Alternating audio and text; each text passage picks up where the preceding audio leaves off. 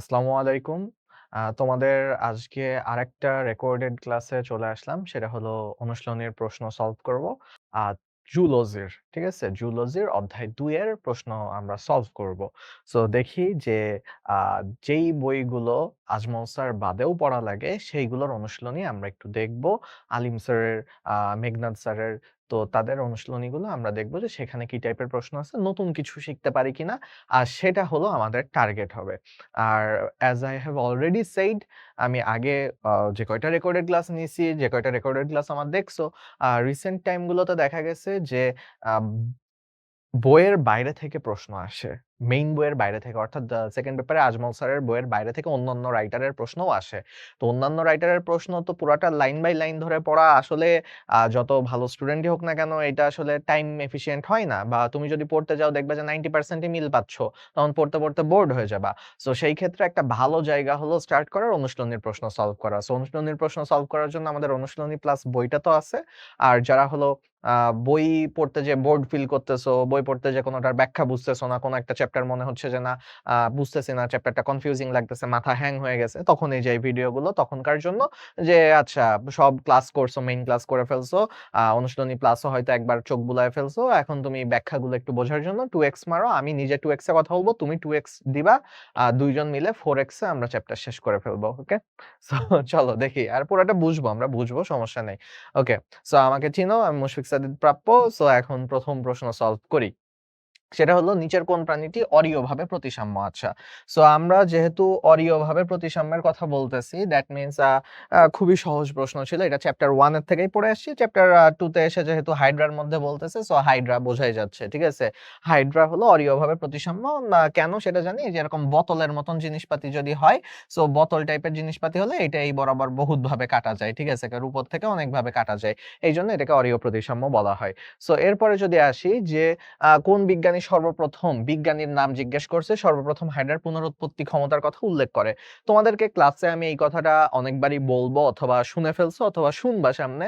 আ আমি যখনই যেকোনো চ্যাপ্টার ক্লাস নিই, পরীক্ষার হলে সাল আর বিজ্ঞানীর নাম, এই ২ টা জিনিস কখনোই, মানে খুবই কম আসে, আসেই না বলতে গেলে। ঠিক আছে? সাল আর বিজ্ঞানী।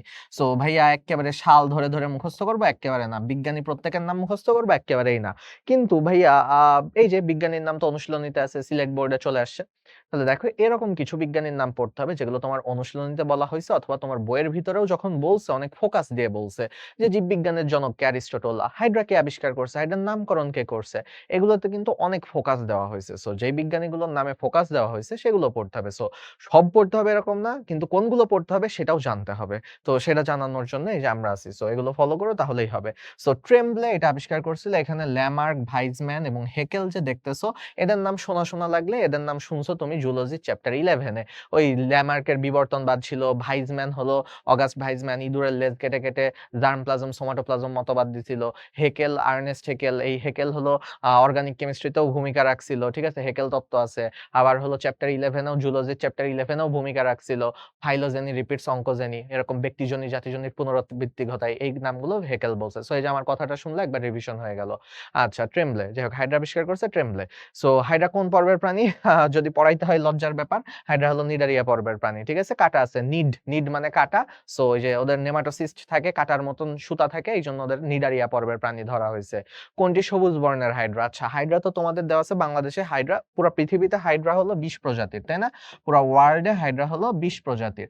এখন কথা হলো যে এই ২০ প্রজাতি বাদে আর বাংলাদেশে আছে ৩ প্রজাতির। এখন ৩ প্রজাতির কালার, ঠিক আছে? ৩ প্রজাতির ৩ রকম কালার। সো এখন আমরা চলো একটু দেখে নিব কোন প্রজাতির কি, কি কালার আছে বা কেমনে মনে রাখবো, তাই না? এটা মেইন ক্লাসেও হয়তো বলানো হয়েছে। দেখো, ১ম এ একটা আছে হাইড্রা ফুসকা। এটা আগে আমার পড়তে খুব মজা লাগতো ভাই, নামের মধ্যে ফুসকা। তো ভাইয়া ফুসকার কালার কি হয়? সবাই একটু বলো তো দেখি। মনে, মনে করো। ফুসকা তো সবাই খাইছো ভাই। ফুসকার কালার হয় বাদামি। সো হাইড্রা ফুসকা যেটা, ওটার কালার হলো বাদামি। হ্যাঁ, এখন হাইড্রা ফুসকার আরেকটা নাম আছে হাইড্রা অলিগ্যাকটিস। তো ভাইয়া একটা সহজে পড়ায় দিছি, অপর নামটা তো একটু কষ্ট করে পড়তে হবে। আচ্ছা, গেল। আরেকটা হাইড্রা হলো ক্লোরোহাইড্রা ভিরিডেসিমা বা এরা জুক্লোরেলাও বলে। সো ভাই আমি ক্লোরো লিখেই থেমে যাব। ভাইয়া ক্লোরোফিল সবুজ কালার। এটা যদি কেউ না পারে তার কপালে দুঃখ আছে। ঠিক আছে? ক্লোরোফিলের কালার যে সবুজ এটা যদি না জানো। আর লাস্টে আরেকটা আছে হাইড্রা ভালগারিস। তো ভাইয়া ভালগার শব্দের মানে কি কেউ জানো? যারা ইংলিশ হালকা পাতলা ভালো পারো তারা জানো যে ভালগার মানে কি অশ্লীল বোঝাইতেছে। সো ভালগারিস তাহলে তুমি ধরো এই আর্কিমিডিসের গল্প শুনছো একটা জিনিস আবিষ্কার করে গোসলখানা থেকে বের হয়ে গেছে জামা কাপড় না পরে। সো ব্যাপারটা তো আসলে ভালগার ছিল, তাই না? জিনিসটা আসলে অতটা ভালো দেখায় নাই। সো তার মানে যদি জামা কাপড় ছাড়া তার মানে কি এক্কেবারে স্বচ্ছ, কোনো কালার নাই, তাই না? সো মানে ওর কোনো বা যে গায়ের জামার কোনো কালার নাই। সো জামাই পরে নাই কাইন্ড অফ। সো স্বচ্ছ এখান থেকে আমি মনে রাখতাম যে ভালগারি ছিল স্বচ্ছ কালারের। সো এখন প্রশ্ন জিজ্ঞেস করছে সবুজ কোনটা? ভাই সবুজ মানে কি? খুবই সহজ জিনিস ছিল। ক্লোরো, তাই না? ক্লোরোহাইড্রা ভিরিডিসিমা এটা হলো সবুজ কালারের। ক্লোরোহাইড্রা ভিরিডিসিমা এটা হলো সবুজ কালারের। আচ্ছা, কোনটি হাইড্রার খাদ্য নয়? আচ্ছা, তোমরা এটা জেনে রাখো একটু আমরা তো এই চ্যাপ্টারে ৩ টা প্রাণী নিয়ে পড়বা। হাইড্রা পড়বো, ঘাসফড়িং পড়বো, ঠিক আছে? ঘাসফড়িংকে আমি গ্রাস হপার লিখলাম ইংলিশে, আর রুই মাছ পড়বো আমরা। সো এখন একটা জিনিস জেনে রাখো, হাইড্রা হলো মাংসাশী। এই ৩ জনের মধ্যে হাইড্রা হলো মাংসাশী। আর বাকি ২ জন এটা হলো পিওর শাকাশী, তৃণভোজী। মানে একেবারে গাছপালা ছাড়া কিছু খায় না। ওকে, মাংস কখনোই খায় না। আর রুই মাছ হলো বা শাকাশী বইতে লেখা আছে, বাট যদিও মাঝে, মাঝে মাংসও খায়। ঠিক আছে? মানে একটু প্রোটিন টাইপের মাংস বলতে আরকি এখন বইলো না যে মুরগি, খাসি, গরু, ছাগলের মাংস এরকম না। সো ও মেইনলি শাকাশী, বাট ওকে গেল। একটু, একটু মাঝে, মাঝে ছোটখাটো ওই যে পোকামাকড় বা এই টাইপের জিনিসগুলোও খায়।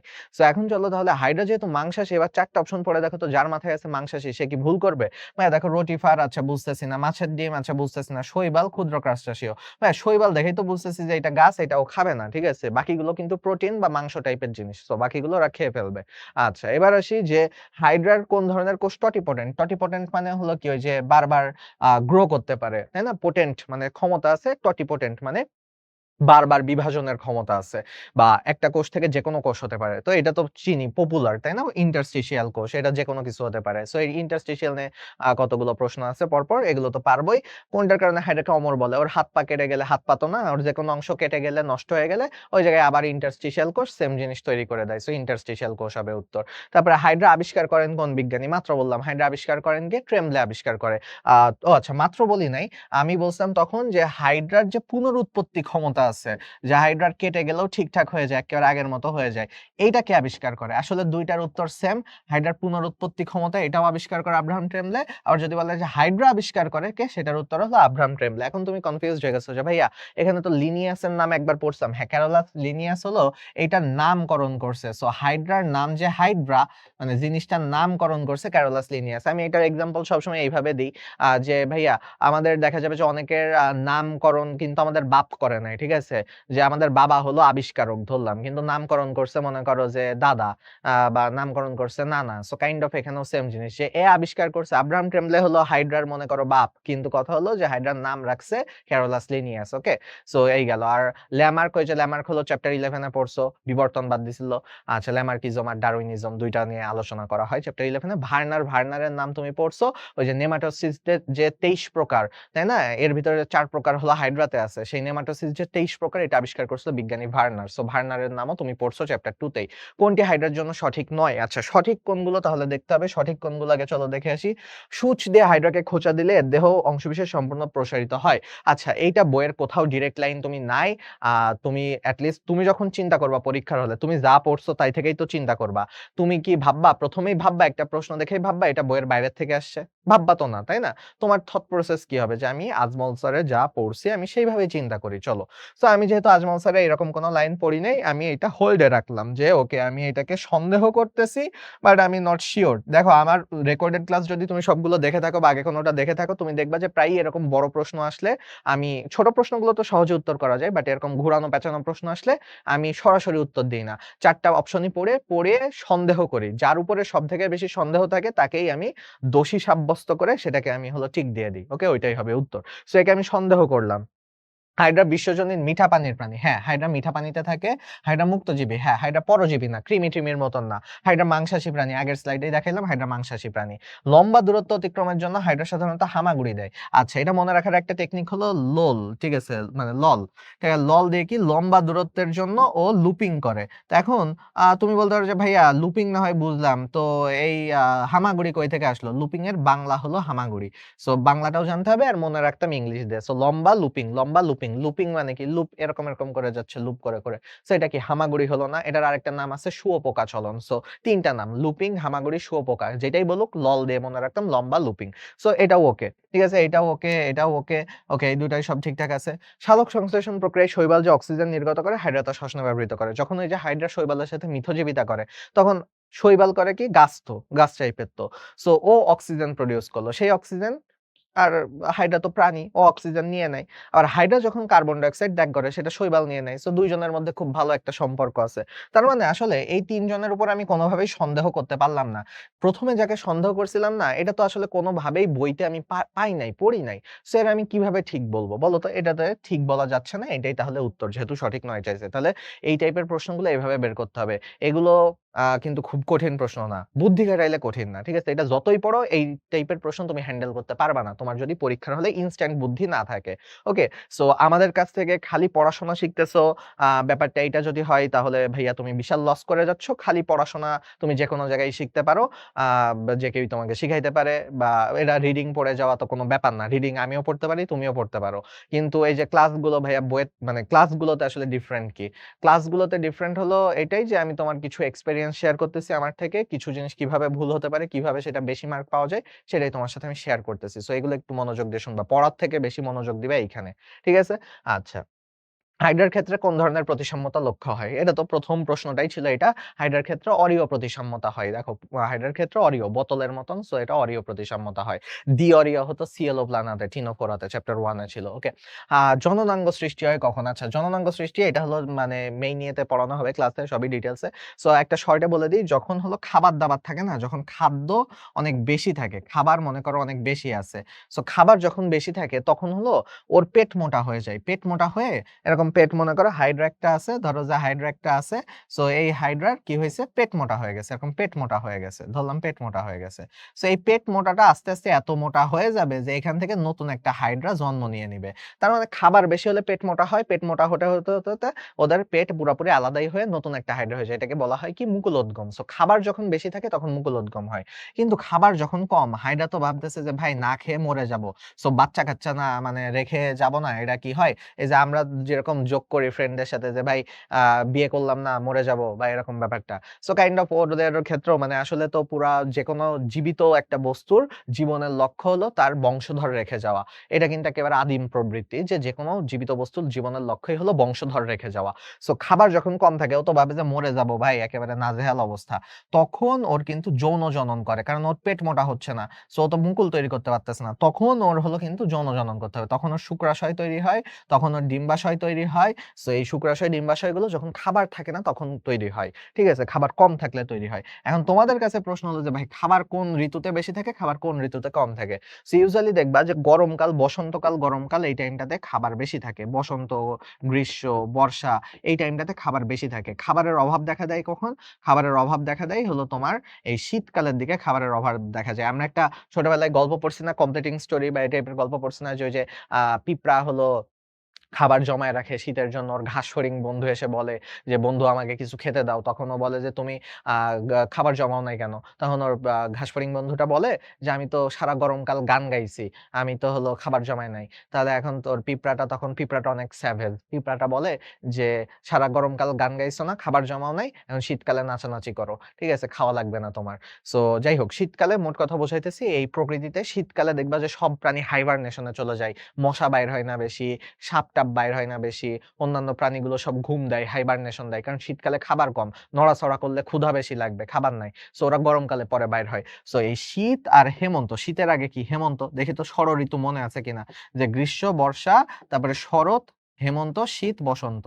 সো এই ৬ টার মধ্যে এই ৪ টাতে খাবার বেশি থাকে মোটামুটি। আর এই হেমন্ত আর শীতকালে খাবার হলো কম থাকে। সো হেমন্ত আর শীতকালে বা যদি একটা বলতে হতো তাহলে শীত বলতাম খালি। শীতকালে হলো খাবার কম থাকে। সো এই সময় যৌন জনন হয় বা জননাঙ্গ তৈরি হয়। যৌন জনন হওয়ার জন্য তো জননাঙ্গ হওয়া লাগবে। আচ্ছা। মুখছিদ্রের চারিদিকে আর পাদচাকতিতে কোন ধরনের কোষ বেশি থাকে? আচ্ছা, একটা হাইড্রা। হাইড্রার হলো আমি ধরলাম এটা হলো মুখছিদ্র। ওকে? এটা হলো মুখছিদ্র। সো এই মুখছিদ্রে ওর কাজ কি? মুখছিদ্রের কাজ হলো খাবার খাওয়া, তাই না? মুখছিদ্রের কাজ হলো ছোট্ট একটা মাছ ধরে ফেলছে, এই মাছটা ঢুকাবে মুখের মধ্যে।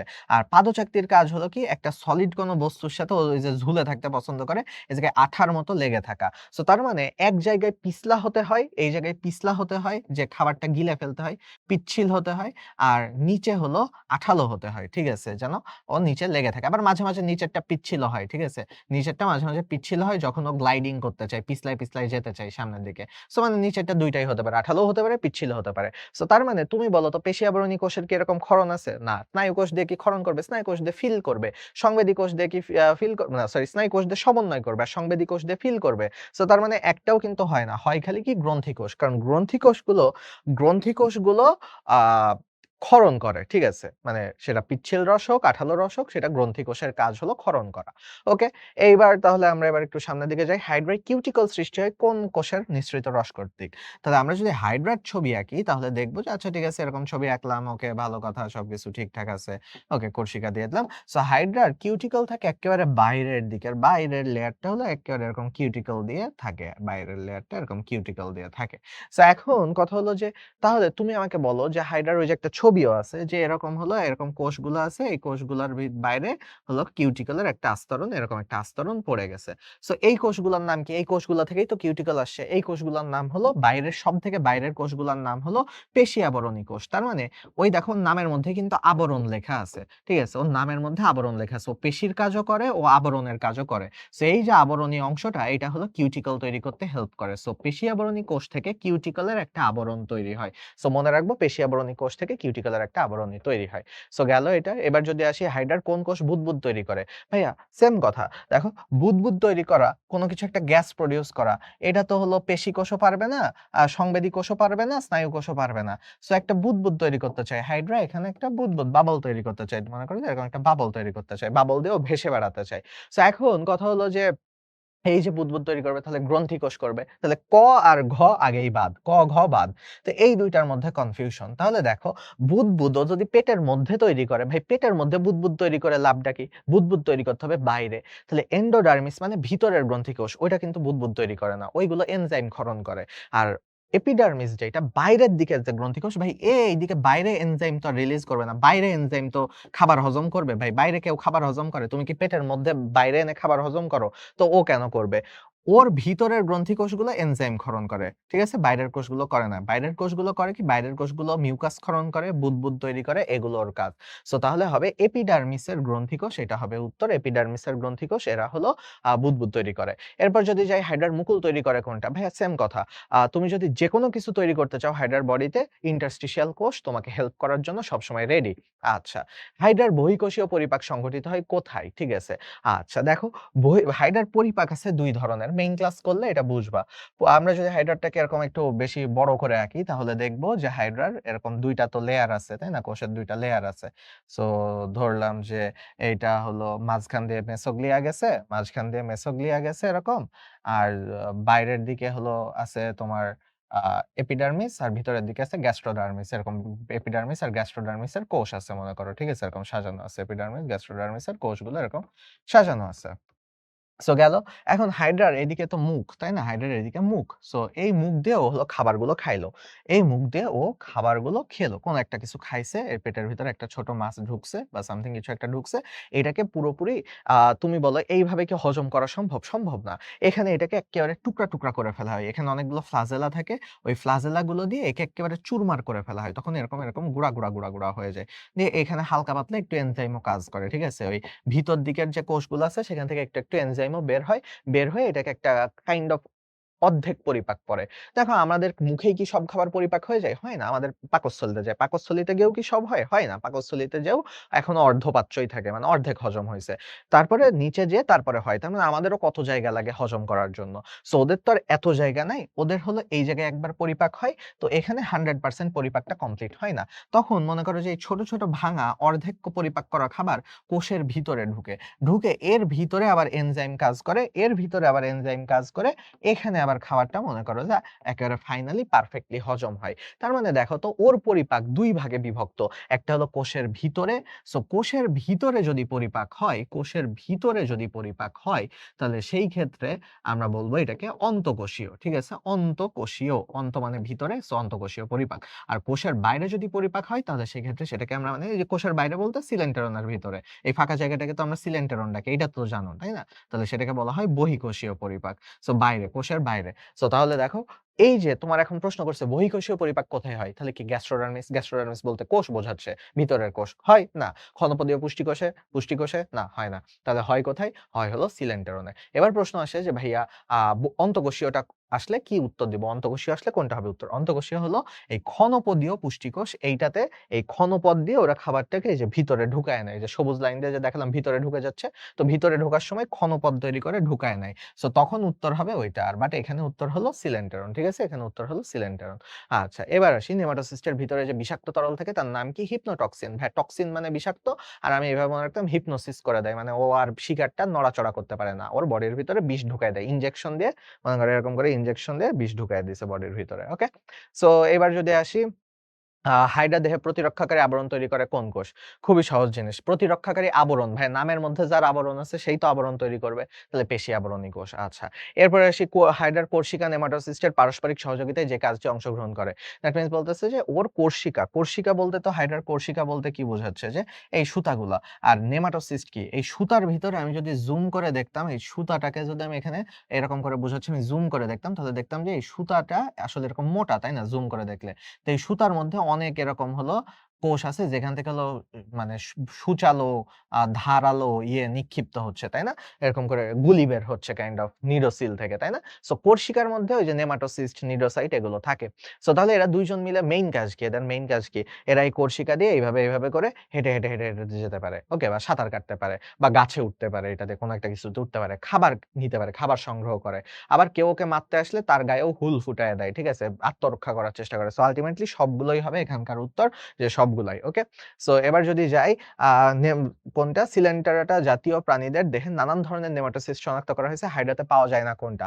সো ভাই বহুত কাহিনী করছে। সিলেন্টারাটা কি ভাই এইসব দেখে তুমি ভয়তে আর উত্তরই করলা না। তাইলে তুমি বিশাল বড় বোকা। ঠিক আছে? তুমি যদি সিলেন্টারাটা দেখে যে ভাই পারি না বাদ দিলাম। ভাইয়া দেখো তুমি সিলেন্টারাটা মানে জানো। সিলেন্টারাটা হলো হাইড্রার যে নিডারিয়া ডাকি না? হাইড্রাদেরকে এখন কি ডাকি? নিডারিয়া ডাকি। সো নিডারিয়াদেরকে আগে একসময় সিলেন্টারাটা ডাকা হতো। নিডারিয়াদেরকে আগে একসময় সিলেন্টারেটা ডাকা হতো। কেন ডাকা হতো? কারণ দেখো আটা মানে হলো বহন করা। মানে আছে, তাই না? করডাটা, করডাটা মানে কি? নটোকর্ড বহন করে। সো আর সিলেন্টেরন যেহেতু ওরা সিলেন্টেরন বহন করত যে কি হাইড্রাদের সিলেন্টেরন থাকে না? গহ্বর থাকে না? তো যেহেতু ওরা সিলেন্টেরন বহন করত তাই ওদেরকে ডাকা হতো সিলেন্টেরাটা। সো এটা পরে চেঞ্জ করে নিডারিয়া মোস্ট মানে সুটেড নিডারিয়া দেওয়া হলো। ভাই ইচ্ছা হইছে চেঞ্জ করছে। ওকে? সো আটা মানে বহন করা মনে রাখবা করডাটা, এখাইনোডার্মাটা, তাই না? এরকম আটা যাদের শেষে আছে তারা কিন্তু সবই বহন করা বোঝায়। সো ভার্টিব্রাটা, তাই না? ভার্টিব্রা বহন করে। ভার্টিব্রা আছে। বহন করা মানে কি? আছে, তাই না? সো সিলেন্টারেটা রাখা হতো এদেরকে। সো এখন আসল প্রশ্ন আসে। হাইড্রাতে যেটি পাওয়া যায় না। তো তুমি এখন পড়ে দেখো ৪ টা অপশন পড়লেই বুঝে যাবা। যারা একবারও বই রিডিং পড়ছো তারা পারবা। স্ট্রেপটোলিন, গ্লুটিনেন্ট পাওয়া যায়। স্টেরিলিন, গ্লুটিনেন্ট পাওয়া যায়। ভলভেন্ট পাওয়া যায়। স্টেরিওগ্যাস্ট্রুলা না ভাইয়া, স্টেরিওগ্যাস্ট্রুলা কোনো আ কি না, কি বলে? স্টেরিওগ্যাস্ট্রুলা কোনো নেমাটোসিস না। এটা হলো আসলে এক ধরনের ভ্রূণীয় অবস্থা যে ভ্রূণীয় হাইড্রার ভ্রূণীয় একটা অবস্থাকে কিন্তু স্টেরিওগ্যাস্ট্রুলা ডাকা হয়। সো ভাই এইটা কার মধ্যে? হলো কাবাব মে হাড্ডি চলে আসছে একটা। সো কাবাব মে হাড্ডি চলে আসছে এটাই তাহলে উত্তর। এটাই চাইছে যে কোনটা পাওয়া যায় না। ওকে? সো এখন চলো দেখি হাইড্রার দেহের সর্বাধিক কোথায় নিউরোব্লাস্ট থাকে? তুমিই বলো। নিডোব্লাস্ট হলো বন্দুকের মতন। সো আমি তোমাকে বন্দুক কিনে দিলাম বা তুমি বন্দুক নিছো। নিয়ে কি তুমি হলো আ পায়ের মধ্যে দিয়ে পা দিয়ে গুলি করবা বা পায়ে রাখবা যে আচ্ছা এই পা দিয়ে রাখলে পায়ে বন্দুক রেখে দিছি। বন্দুক থেকে যখন গুলি বের হবে আমি তো উড়ে যাবো এরকম লাফ দিব। নাকি হলো তুমি হলো পেটের মধ্যে বন্দুক লাগায় রাখবা যে আচ্ছা ঠিক আছে পেটের মধ্যে বন্দুক লাগায় রাখি। মানে আসল কাজ কি? আসল কাজ কি? আসল কাজ হলো তুমি বন্দুক এভাবে ধরে ঠিক আছে এরকম করবা। সো দ্যাট মিনস হাতে রাখবা। সো সহজ ভাষায় বুঝাইলে নিডোসাইট কই থাকবে বা নিডোব্লাস্ট কোষ কই থাকবে? নিউরোব্লাস্ট কোষ অবশ্যই ওর পদতলে থাকবে না, কোর্সিকায় থাকবে। কোর্সিকাই তো ওর হাতের মতন কাজ করে। সো কোর্সিকায় থাকবে। পেটে কেন থাকবে? পায়ে কেন থাকবে? ঠিক আছে? মুখে কেন থাকবে? তাই না? বন্দুক মুখে কেন থাকবে? সো কোর্সিকায় থাকবে এগুলো। সো এবার যদি আসি হাইড্রার মুকুল তৈরি করে কোন কোষ? ভাই অলরেডি বলে ফেলছি। আগেও এই প্রশ্ন পাইছি ইন্টারস্টিশিয়াল কোষ। আচ্ছা হাইড্রার কোন কোষ মায়োনিম তন্তু পাওয়া যায়? আচ্ছা তোমাদের যদি একটা জিনিস দেখায় যে ভাইয়া তোমরা অনেকেই মানে জানো না মায়ো মানে কি? ঠিক আছে? সো যারা জানো না মায়ো মানে কি তাদের জন্য সমবেদনা এবং শিখে নাও। ঠিক আছে? মায়ো মানে হলো মাসল বা পেশি। সো তুমি আমাকে বলো যে পেশিতন্তু কোথায় পাওয়া যাবে? পেশিতন্তু অবশ্যই কি পেশিকোষে পাওয়া যাবে। ভাই আমাদের বডিতেও কিন্তু পেশিতন্তু আছে। আমাদের পেশিতন্তুর নাম মায়োনিম না, আমাদের পেশিতন্তুর নাম মায়োসিন। তোমরা পড়ছো না অ্যাক্টিন মায়োসিন থাকে আমাদের পেশিকোষে দেখো মাথায় মনে হচ্ছে আরে তাই তো হ্যাঁ অ্যাক্টিন মায়োসিন। মায়ো কেন ডাকতাম? মায়ো ডাকতাম মায়ো মানে হলো মাংস, মায়ো মানে হলো পেশি, মায়ো মানে হলো মাসল। ওকে? সো তাহলে পেশিকোষে থাকবে মায়োনিম তন্তু। আচ্ছা মায়োনিম তন্তু জিনিসটা কি? ছবি যদি আঁকাই এই যে পেশিকোষের ভিতরে এই যে এরকম ২ টা সুতা এদিক থেকে আর এদিক থেকে বের হয়ে যেত না? এই ২ টা সুতাকে বলা হতো মায়োনিম তন্তু বা ঠিক আছে মায়োনিম তন্তু। এবার যদি আসি এবার নেমাটোসিস নিয়ে আমাদের পড়াশোনা, নিউরোসাইটের গঠন আমাদের পড়তে হবে। সো এখানে একটু আমরা হলো দেখি নিউরোসাইটের গঠনটা একটু ভালো করে দেখি। দেখো তোমাদের বইয়ের ছবিটা আমি খুঁজে পাই নাই। সো আমি একটু অনলাইন থেকে অন্য ছবি দিছি। সো সিরিয়ালটা মেইনটেইন হয় নাই। সো আমি বলি আমারটা একটু লেখাটা একটু ফলো করো। ঠিক আছে? সো এইটার নাম তো হলো আমরা জানি পেনিট্রেট করা মানে কি? যে কোনো কিছু মানে ছিদ্র করে ভিতরে ঢুকে যাওয়া। সো তাহলে পেনিট্রেন্ট ওই জায়গা থেকে আসছে, পেনিট্রেট করা থেকে আসছে। এর আরেকটা নাম আছে যে স্টিনোটিল। ঠিক আছে? একেবারে স্টিলের মতন শক্ত। সো এর আরেকটা নাম আছে স্টিনোটিল। ঠিক আছে? স্টিনোটিল একেবারে ফুটা করে দেয়। ওকে স্টিনোটিল। আর আরেকটার নাম হলো ভলভেন্ট। ভলভেন্ট ভাই একেবারে ভালোবেসে জড়ায় ধরে। ঠিক আছে? ফুটাও করে না, কিছুই করে না। কিন্তু তোমার এক্কেবারে দেখো প্যাচ খেয়ে আছে। মানে এরকম করে প্যাঁচায় জড়ায় ধরবে। আর এই বান্দার নাম হলো স্ট্রেপটোলিন গ্লুটিনেন্ট। ঠিক আছে? গ্লুর মতো তোমাকে আটকায় দিবে। সো কিন্তু স্ট্রেপটোলিন, সাথে স্ট্রেপটোলিন আছে, স্ট্রেপটোলিন, গ্লুটিনেন্ট আর এই ওর ভাই, ওর ছোট ভাই, ঠিক আছে? এও হলো তোমাকে গ্লু দিয়ে আটকায় দিবে। সো এ হলো গ্লুটিনেন্ট, ঠিক আছে? গ্লুটিনেন্ট পরিবারের সদস্য ২ জনই। কিন্তু এ হলো একটু নাম আলাদা, তাই না? স্টেরিওলিন গ্লুটিনেট। সো কাইন্ড অফ হলো ব্যাপারটা হলো ২ জনই চৌধুরী পরিবারের সন্তান। কিন্তু ১ম নাম কি? আলাদা হবে, তাই না? সো ব্যাপারটা এরকম কাইন্ড অফ স্ট্রেপটোলিন গ্লুটিনেট, স্টেরিওলিন গ্লুটিনেট।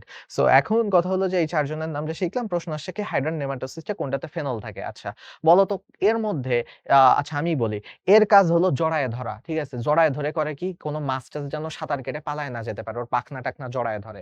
এর কাজ কি? আঠা দিয়ে জড়ায়ে ধরা, তাই না? এই ২ জনই হলো আঠা রিলিজ করে। আর এরটাই তাও একটু দেখতেছো কাটা আছে। এই কাটা দিয়েও কাইন্ড অফ একটু আটকায় দেয়। ঠিক আছে? এরকম করে আটকায় যায়। কাটা দিয়ে একেবারে মাংসের ভিতরে মানে এরকম আটকায় যায় যেন সাঁতার কেটে আর পালায় না যেতে থাকে। সো কাইন্ড অফ এই ৩ জনের কাজই হলো অনেকটা হলো আটকায় রাখা। মানে রশির মতো। ধরো তুমি এখন কাউকে কিডন্যাপ করতে যাচ্ছ। ঠিক আছে? তোমাদেরকে একটা হলো মানে আ কি বলে? এগুলো তো মেডিকেলে যদি তোমরা মেডিকেলের জন্য যেহেতু পড়তেছো, সো ফরেনসিক মেডিসিন এগুলো শিখতে হবে বা এগুলো ক্রাইম গুলো কিভাবে হয় জানতে হবে। সো আমরা তাহলে জানার পারপাজ এ পড়তেছি। সো কিডন্যাপ যখন করে, কিডন্যাপের একটা টিপিক্যাল মেথড কি? যে ধরলো, ধরে মুখে একটা কাপড় দিয়ে দেয় বা আমরা এখানে চিন্তা করি মুখে কাপড় দিবে না। আমরা এখানে চিন্তা করি যে ঘাড়ে একটা বা হাতে একটা ইনজেকশন ঢুকায় দিল। এই ইনজেকশনের মধ্যে অজ্ঞান করার কোনো একটা বস্তু ছিল। অজ্ঞান হয়ে গেল। অজ্ঞান হয়ে গিয়ে তারপর কি ওর মুখ-টুখ, হাত-টাত সব বেঁধে তারপরে নিয়ে যাবে যেন চিল্লাচিল্লি করতে না পারে, পালায় না যেতে পারে। তাই না? এই কাজই তো হয় কিডন্যাপের ক্ষেত্রে। মুভিতে আমরা দেখছি। সো এখানে হলো ইনজেকশনটা যে দিল, ওই ইনজেকশনটার ভিতরে কি থাকে? ইনজেকশনটার ভিতরে থাকে তোমার হলো ওই কি বলে অজ্ঞান করার জিনিসটা, তাই না? সো এই যে এইটা হলো এখানে ইনজেকশন হলো এইটা। মানে এর মাথায় কিন্তু ছোট্ট একটা ছিদ্র থাকে। তাহলে কথা মনোযোগ দিয়ে শোনো। ইনজেকশনের মাথায় অবশ্যই ছিদ্র থাকবে। আর ইনজেকশনের ভিতরে কি থাকবে? ইনজেকশনের ভিতরে কিছু একটা তরল পদার্থ থাকবে। সো কিছু একটা থাকবে। তো এই তরল পদার্থটাই হলো এই যে হিপনোটক্সিন একটু আগে যেটা পড়াইলাম যে একটা টক্সিন বিষ মতো থাকবে যেটা দিলে ও অজ্ঞান হয়ে যাবে, অবশ হয়ে যাবে। ঠিক আছে? সো তাহলে এটা হলো ইনজেকশন। ইনজেকশনের ভিতরে হিপনোটক্সিন আছে। ইনজেকশনের মাথায় কিন্তু একটা ছোট ছিদ্র আছে। আর ইনজেকশনের গোড়ায় অনেকগুলো আবার কাটাও আছে। বার্ব বলে এগুলাকে। তো এখন যাই হোক গেল। এইসব কথাগুলো বাদ দিয়ে তাহলে পেনিট্রেন্ট। ইনজেকশনটা তোমার বডিতে ঢুকায় দেয় কিন্তু। তো আর রশি তো আর তোমার বডিতে ঢুকাচ্ছে না। তো এইগুলো আরকি। সো তাহলে রশি আর আঠা মনে করো যে মুখে স্কচ টেপ লাগায় দিছে, তাই না? এবং টেপ লাগায় দেয় মুখে। সো এইগুলো হলো এটা। সো আল্টিমেটলি এখানে প্রশ্ন জিজ্ঞেস করছে কোনটাতে ফেনল থাকে। আচ্ছা তুমি তো বলতে পারো যে ভাই ফেনল কই? ফেনল তো বললে না। এই হিপনোটক্সিনকে যদি আমরা দেখি হিপনোটক্সিন কি দিয়ে তৈরি? হিপনোটক্সিন আসলে তৈরি হলো প্রোটিন আর ফেনল দিয়ে। হিপনোটক্সিন হলো আসলে তৈরি প্রোটিন প্লাস ফেনল দিয়ে। সো তাহলে তুমি আমাকে বলো ফেনল কই থাকে? ফেনল ইনজেকশনের মধ্যে থাকে। ঠিক আছে? ফেনল ইনজেকশনের মধ্যে থাকে। সো ইনজেকশন কি? পেনিট্রেন্ট। আচ্ছা। সো এবার দেখি একবার ব্যবহৃত নেমাটোসিস্টের পরিণত কি হয়? ভাইয়া একবার তুমি আ ইনজেকশন দিয়ে ফেলছো। সেই ইনজেকশন কি হবে? তুমি দেখছো কিনা হসপিটালে গেলে রক্ত-টক্ত যখন পরীক্ষা করে, যেই ইনজেকশন দিয়ে তোমার রক্তটা নেয়, ওই ইনজেকশনের মাথাটা বাঁকায় পরে ফালায়া দেয়। সো এইখানেও সেম কাহিনী হচ্ছে যে তোমার এইখানে যেই নেমাটোসিস্টটা দিয়ে ইউজ করা হয়ে যাচ্ছে একবার, ওটা আর দ্বিতীয়বার ইউজ করা হয় না। সো অবশ্যই হলো অন্য কোষে পরিবর্তিত হবে না বা অন্য কোনো ইউজ হবে না। ঠিক আছে? সূত্রকে ক্ষুদ্র কাটা বিদ্যমান পরিণতি কি হয়? এটা তো এর সাথে রিলেভেন্টই না। এটা তো এর সাথে জাস্ট হুদাই দিয়ে একটা অপশন। স্যার আর অপশন বানাইতে পারতেছিল না। দেহের বাইরে নিষ্ক্রান্ত হয়? না ভাইয়া। বাইরে ফেলার থেকে এ করে কি হাইড্রাদের ক্ষেত্রে করে কি যে ভাই এটা তো দিন শেষে প্রোটিন দিয়ে তৈরি। সো দেহের ভিতরেই নিয়ে খেয়ে ফেলে। ওইটাই ওর বডিতে হজম হয়ে যায়। সো দেহে পরিপাক হয়ে যায় মানে ভাইয়া ফেলে দিয়ে আর কি করব? প্রোটিন তো খাবারের এমনিতেই অভাব। সো হলো এটা ইউজ করে আরো একটু পুষ্টি পায়। নিউরোসাইট কোষ কোথায় পাওয়া যায়? নিউরোসাইট কোষ অবশ্যই হাইড্রাতে পাওয়া যায়। হ্যাঁ, টাইনিয়া এসবগুলোতে পাওয়া যায় না। ভলভেন্টের বৈশিষ্ট্য কোনটা? ভলভেন্ট এই যে মাঝখানেরটা এটা একটু আগেই পড়াইলাম। ভলভেন্টে কি থাকে? দেখো তো একটু সাবধানে ভলভেন্টের দিকে তাকাও। ভলভেন্টের সূত্রক ভাগ বদ্ধ। ভাইয়া একটা সুতা এটা তো ইনজেকশন না। এর মাথা কেন খোলা থাকবে? তাহলে সঠিক কথা। আমরা কিন্তু আসলে ১ম টাতেই উত্তর পেয়ে গেছি। কিন্তু কি সবসময় সিওর হওয়ার জন্য লাস্টের ৩ টা অপশনও পড়ব। কেন হলো না? পড়ব। পরীক্ষার খাতায়ও পড়ার অভ্যাস করব এবং হলো নিজে যখন বাসায় পড়ব তখন তো অবশ্যই পড়ব। যে তাহলে আমার বাকি ৪ টার পড়াও কিন্তু হয়ে যাচ্ছে যে বাকি ৪ টাও মাথার মধ্যে গেঁথে যাচ্ছে। যেগুলো পরীক্ষার হলে অপশনে দেখলে দিব না। সাবধান হয়ে যাব। বার্ব, বারবিয়ল উপস্থিত। ভাইয়া এই অপশনটা যখন তুমি পড়তেছো তোমার কিন্তু চেনা হয়ে যাচ্ছে বার্ব কোনটা, বারবিয়ল কোনটা। এই যে ভাইয়া এই যে গোড়ায় কাঁটা দেখতেছো না? এই গোড়ার কাঁটাগুলো হলো এই কাঁটাগুলোর নাম হলো বার্ব, বারবিয়ল। দেখো তো এই কাঁটা এখানে আছে? নাই এখানে। এই কাঁটা এখানে আছে? নাই এখানে। এই কাঁটা এখানে আছে? কাঁটাই নাই এখানে। ঠিক আছে? সো এখন তাহলে আমরা বার্ব, বারবিয়ল থাকে না? এটা ভুল কথা বলছে। পুনরায় কর্মক্ষম হয়। ভাইয়া একটু আগেই বুঝাইলাম যেই টাইপের এই ৪ জনের মধ্যে ৪ জনই কেউ একবার বের হয়ে গেলে এটার ভিতরে ঢুকে না। এটা হলো খেয়ে ফেলে, হজম করে ফেলে। কোন শ্যাফট থাকে না। আচ্ছা দেখো তো শ্যাফট কিন্তু ২ জনের আছে। এই যে বার্বের যে এই জায়গাটা এটাকে বলা হয় শ্যাফট। সো কাঁটা আছে কিনা? কাঁটা থাকলে বার্ব আছে। আর এই ত্রিভুজ মতো জায়গাটা থাকলে শ্যাফট আছে। দেখো তো ত্রিভুজ মতো জায়গা আছে বাট শ্যাফট মানে বার্ব নাই। ঠিক আছে? সো দেখো শ্যাফট কিন্তু এই ২ জনের আছে। আর এদের কিন্তু এই ত্রিভুজ মতো জায়গাটা নাই, কাঁটা তো দূরের কথা। সো তাহলে এদের বার্বও থাকে না, শ্যাফটও থাকে না।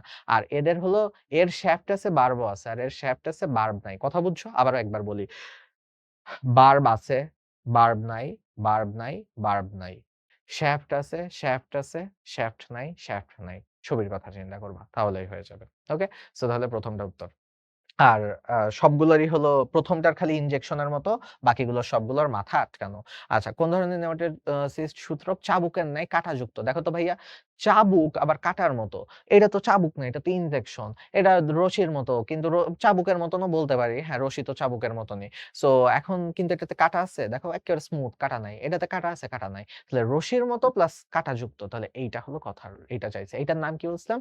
স্ট্রেপ্টোলিন গ্লুটিনেট। এখন একটা জিনিস মনে রাখবা যে কোনটাতে কাঁটা আছে আর কোনটাতে কাঁটা নাই। ভাই নাম তো গুলায়া যায়। কোনটা স্ট্রেপ্টোলিন কোনটা স্টেরিওলিন গুলায়া যায়। দেখো যেটা শুরুতে একটা কাঁটার মতন অংশ আছে, কাঁটার মতো অংশ মানে রফলা। যেটা শুরুতে এরকম একটা কাঁটা আছে সেটাই হলো কাঁটাযুক্ত। আর যেটা দেখো কোনো খুবই স্মুথ, কোনো কাঁটা নাই, রফলা নাই। তাহলে সেটা কি কাঁটাযুক্ত, কাঁটা মুক্ত হবে। সো তাহলে দেখো কাঁটাযুক্তটা যদি কখনো জিজ্ঞেস করে তাহলে বলবা স্ট্রেপ্টোলিন গ্লুটিনেট। শিখে গেছো কেমনে কাঁটাযুক্ত বলতে হয়? বার্ব, বারবিয়ল যুক্ত নেমাটোসিস্ট কোনটা? দেখো তো ভাইয়া বার্ব, বারবিয়ল একটাতেই আছে। এইখানে দেখছো কাটা। বার্ব বারবিয়ল। বাকিগুলোতে কিন্তু বার্ব বারবিয়ল নাই। আচ্ছা এই কাঁটাগুলোকে কিন্তু বার্ব বারবিয়ল বলবে না। ঠিক আছে? এটা একটু শিখে রাখো। এটা নরমাল কাঁটা।